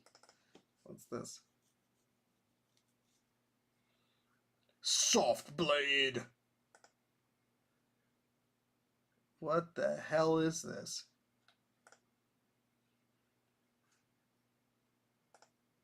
Oh. Okay.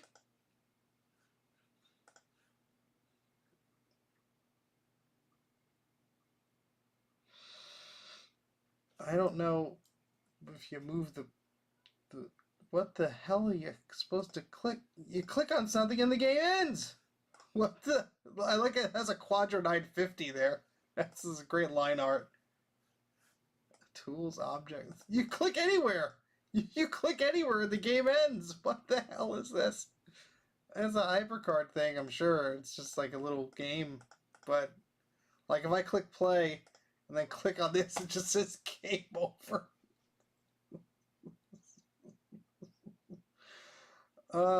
just like, woo! I don't know. I really don't know. Well, I think that's all the discs I can handle for one evening. It's so exciting, I know. Oh, boy. Alright, let's shut that down. I think I'm done with that. I think I'm done with floppies for a while. I had my cotton buds ready in case I needed to clean up anything, but oh my goodness.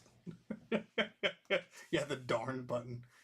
Well, thank you everybody for tuning in. Who made it to the end here? We have 55 people still watching. Well, thank you very much. First off, mac84.net. That's my website. Go there if you want to find out more information about thingamajigs. Be sure to like the video, subscribe to the channel, all that fun stuff. I do have a Patreon if you want to support archiving efforts and all crazy sorts of stuff. Links are in the video description. You can also do a PayPal or whatever if you really want to. You don't have to. Shop.mac84.net is where you get your t-shirts and junk like that. This was one of Ron's shirts. I put the link in the chat earlier, but Ron's computer videos. He has a threadless store that has a lot of cool stuff on there as well. And yeah, that's about it. Thank you, Anna, for sticking around this whole time. Let's see, Retrofox was here for a while too, and Eric, and a bunch of people. So thanks for having me on in the background, and I kept you company. And thank you very much for all the super chats. Greatly appreciate it, and that really helps the channel and everything. So we have a whole other Yule log of floppies to go through, so I might do that next week or so. But what I'll probably do is wait to bundle up all of these things in a zip file and then put them on the Macintosh Garden, and there'll be a bunch of disk images in there. But glad to see some new faces here. Thank you, Gopherman, for convincing Colin to get these my way, to archive them. And happy that all of them seem to be in good shape. So hopefully we're in good territory with the next bunch of them as well. But that's about it for now. Thank you very much for watching. And yeah, floppies. Bye.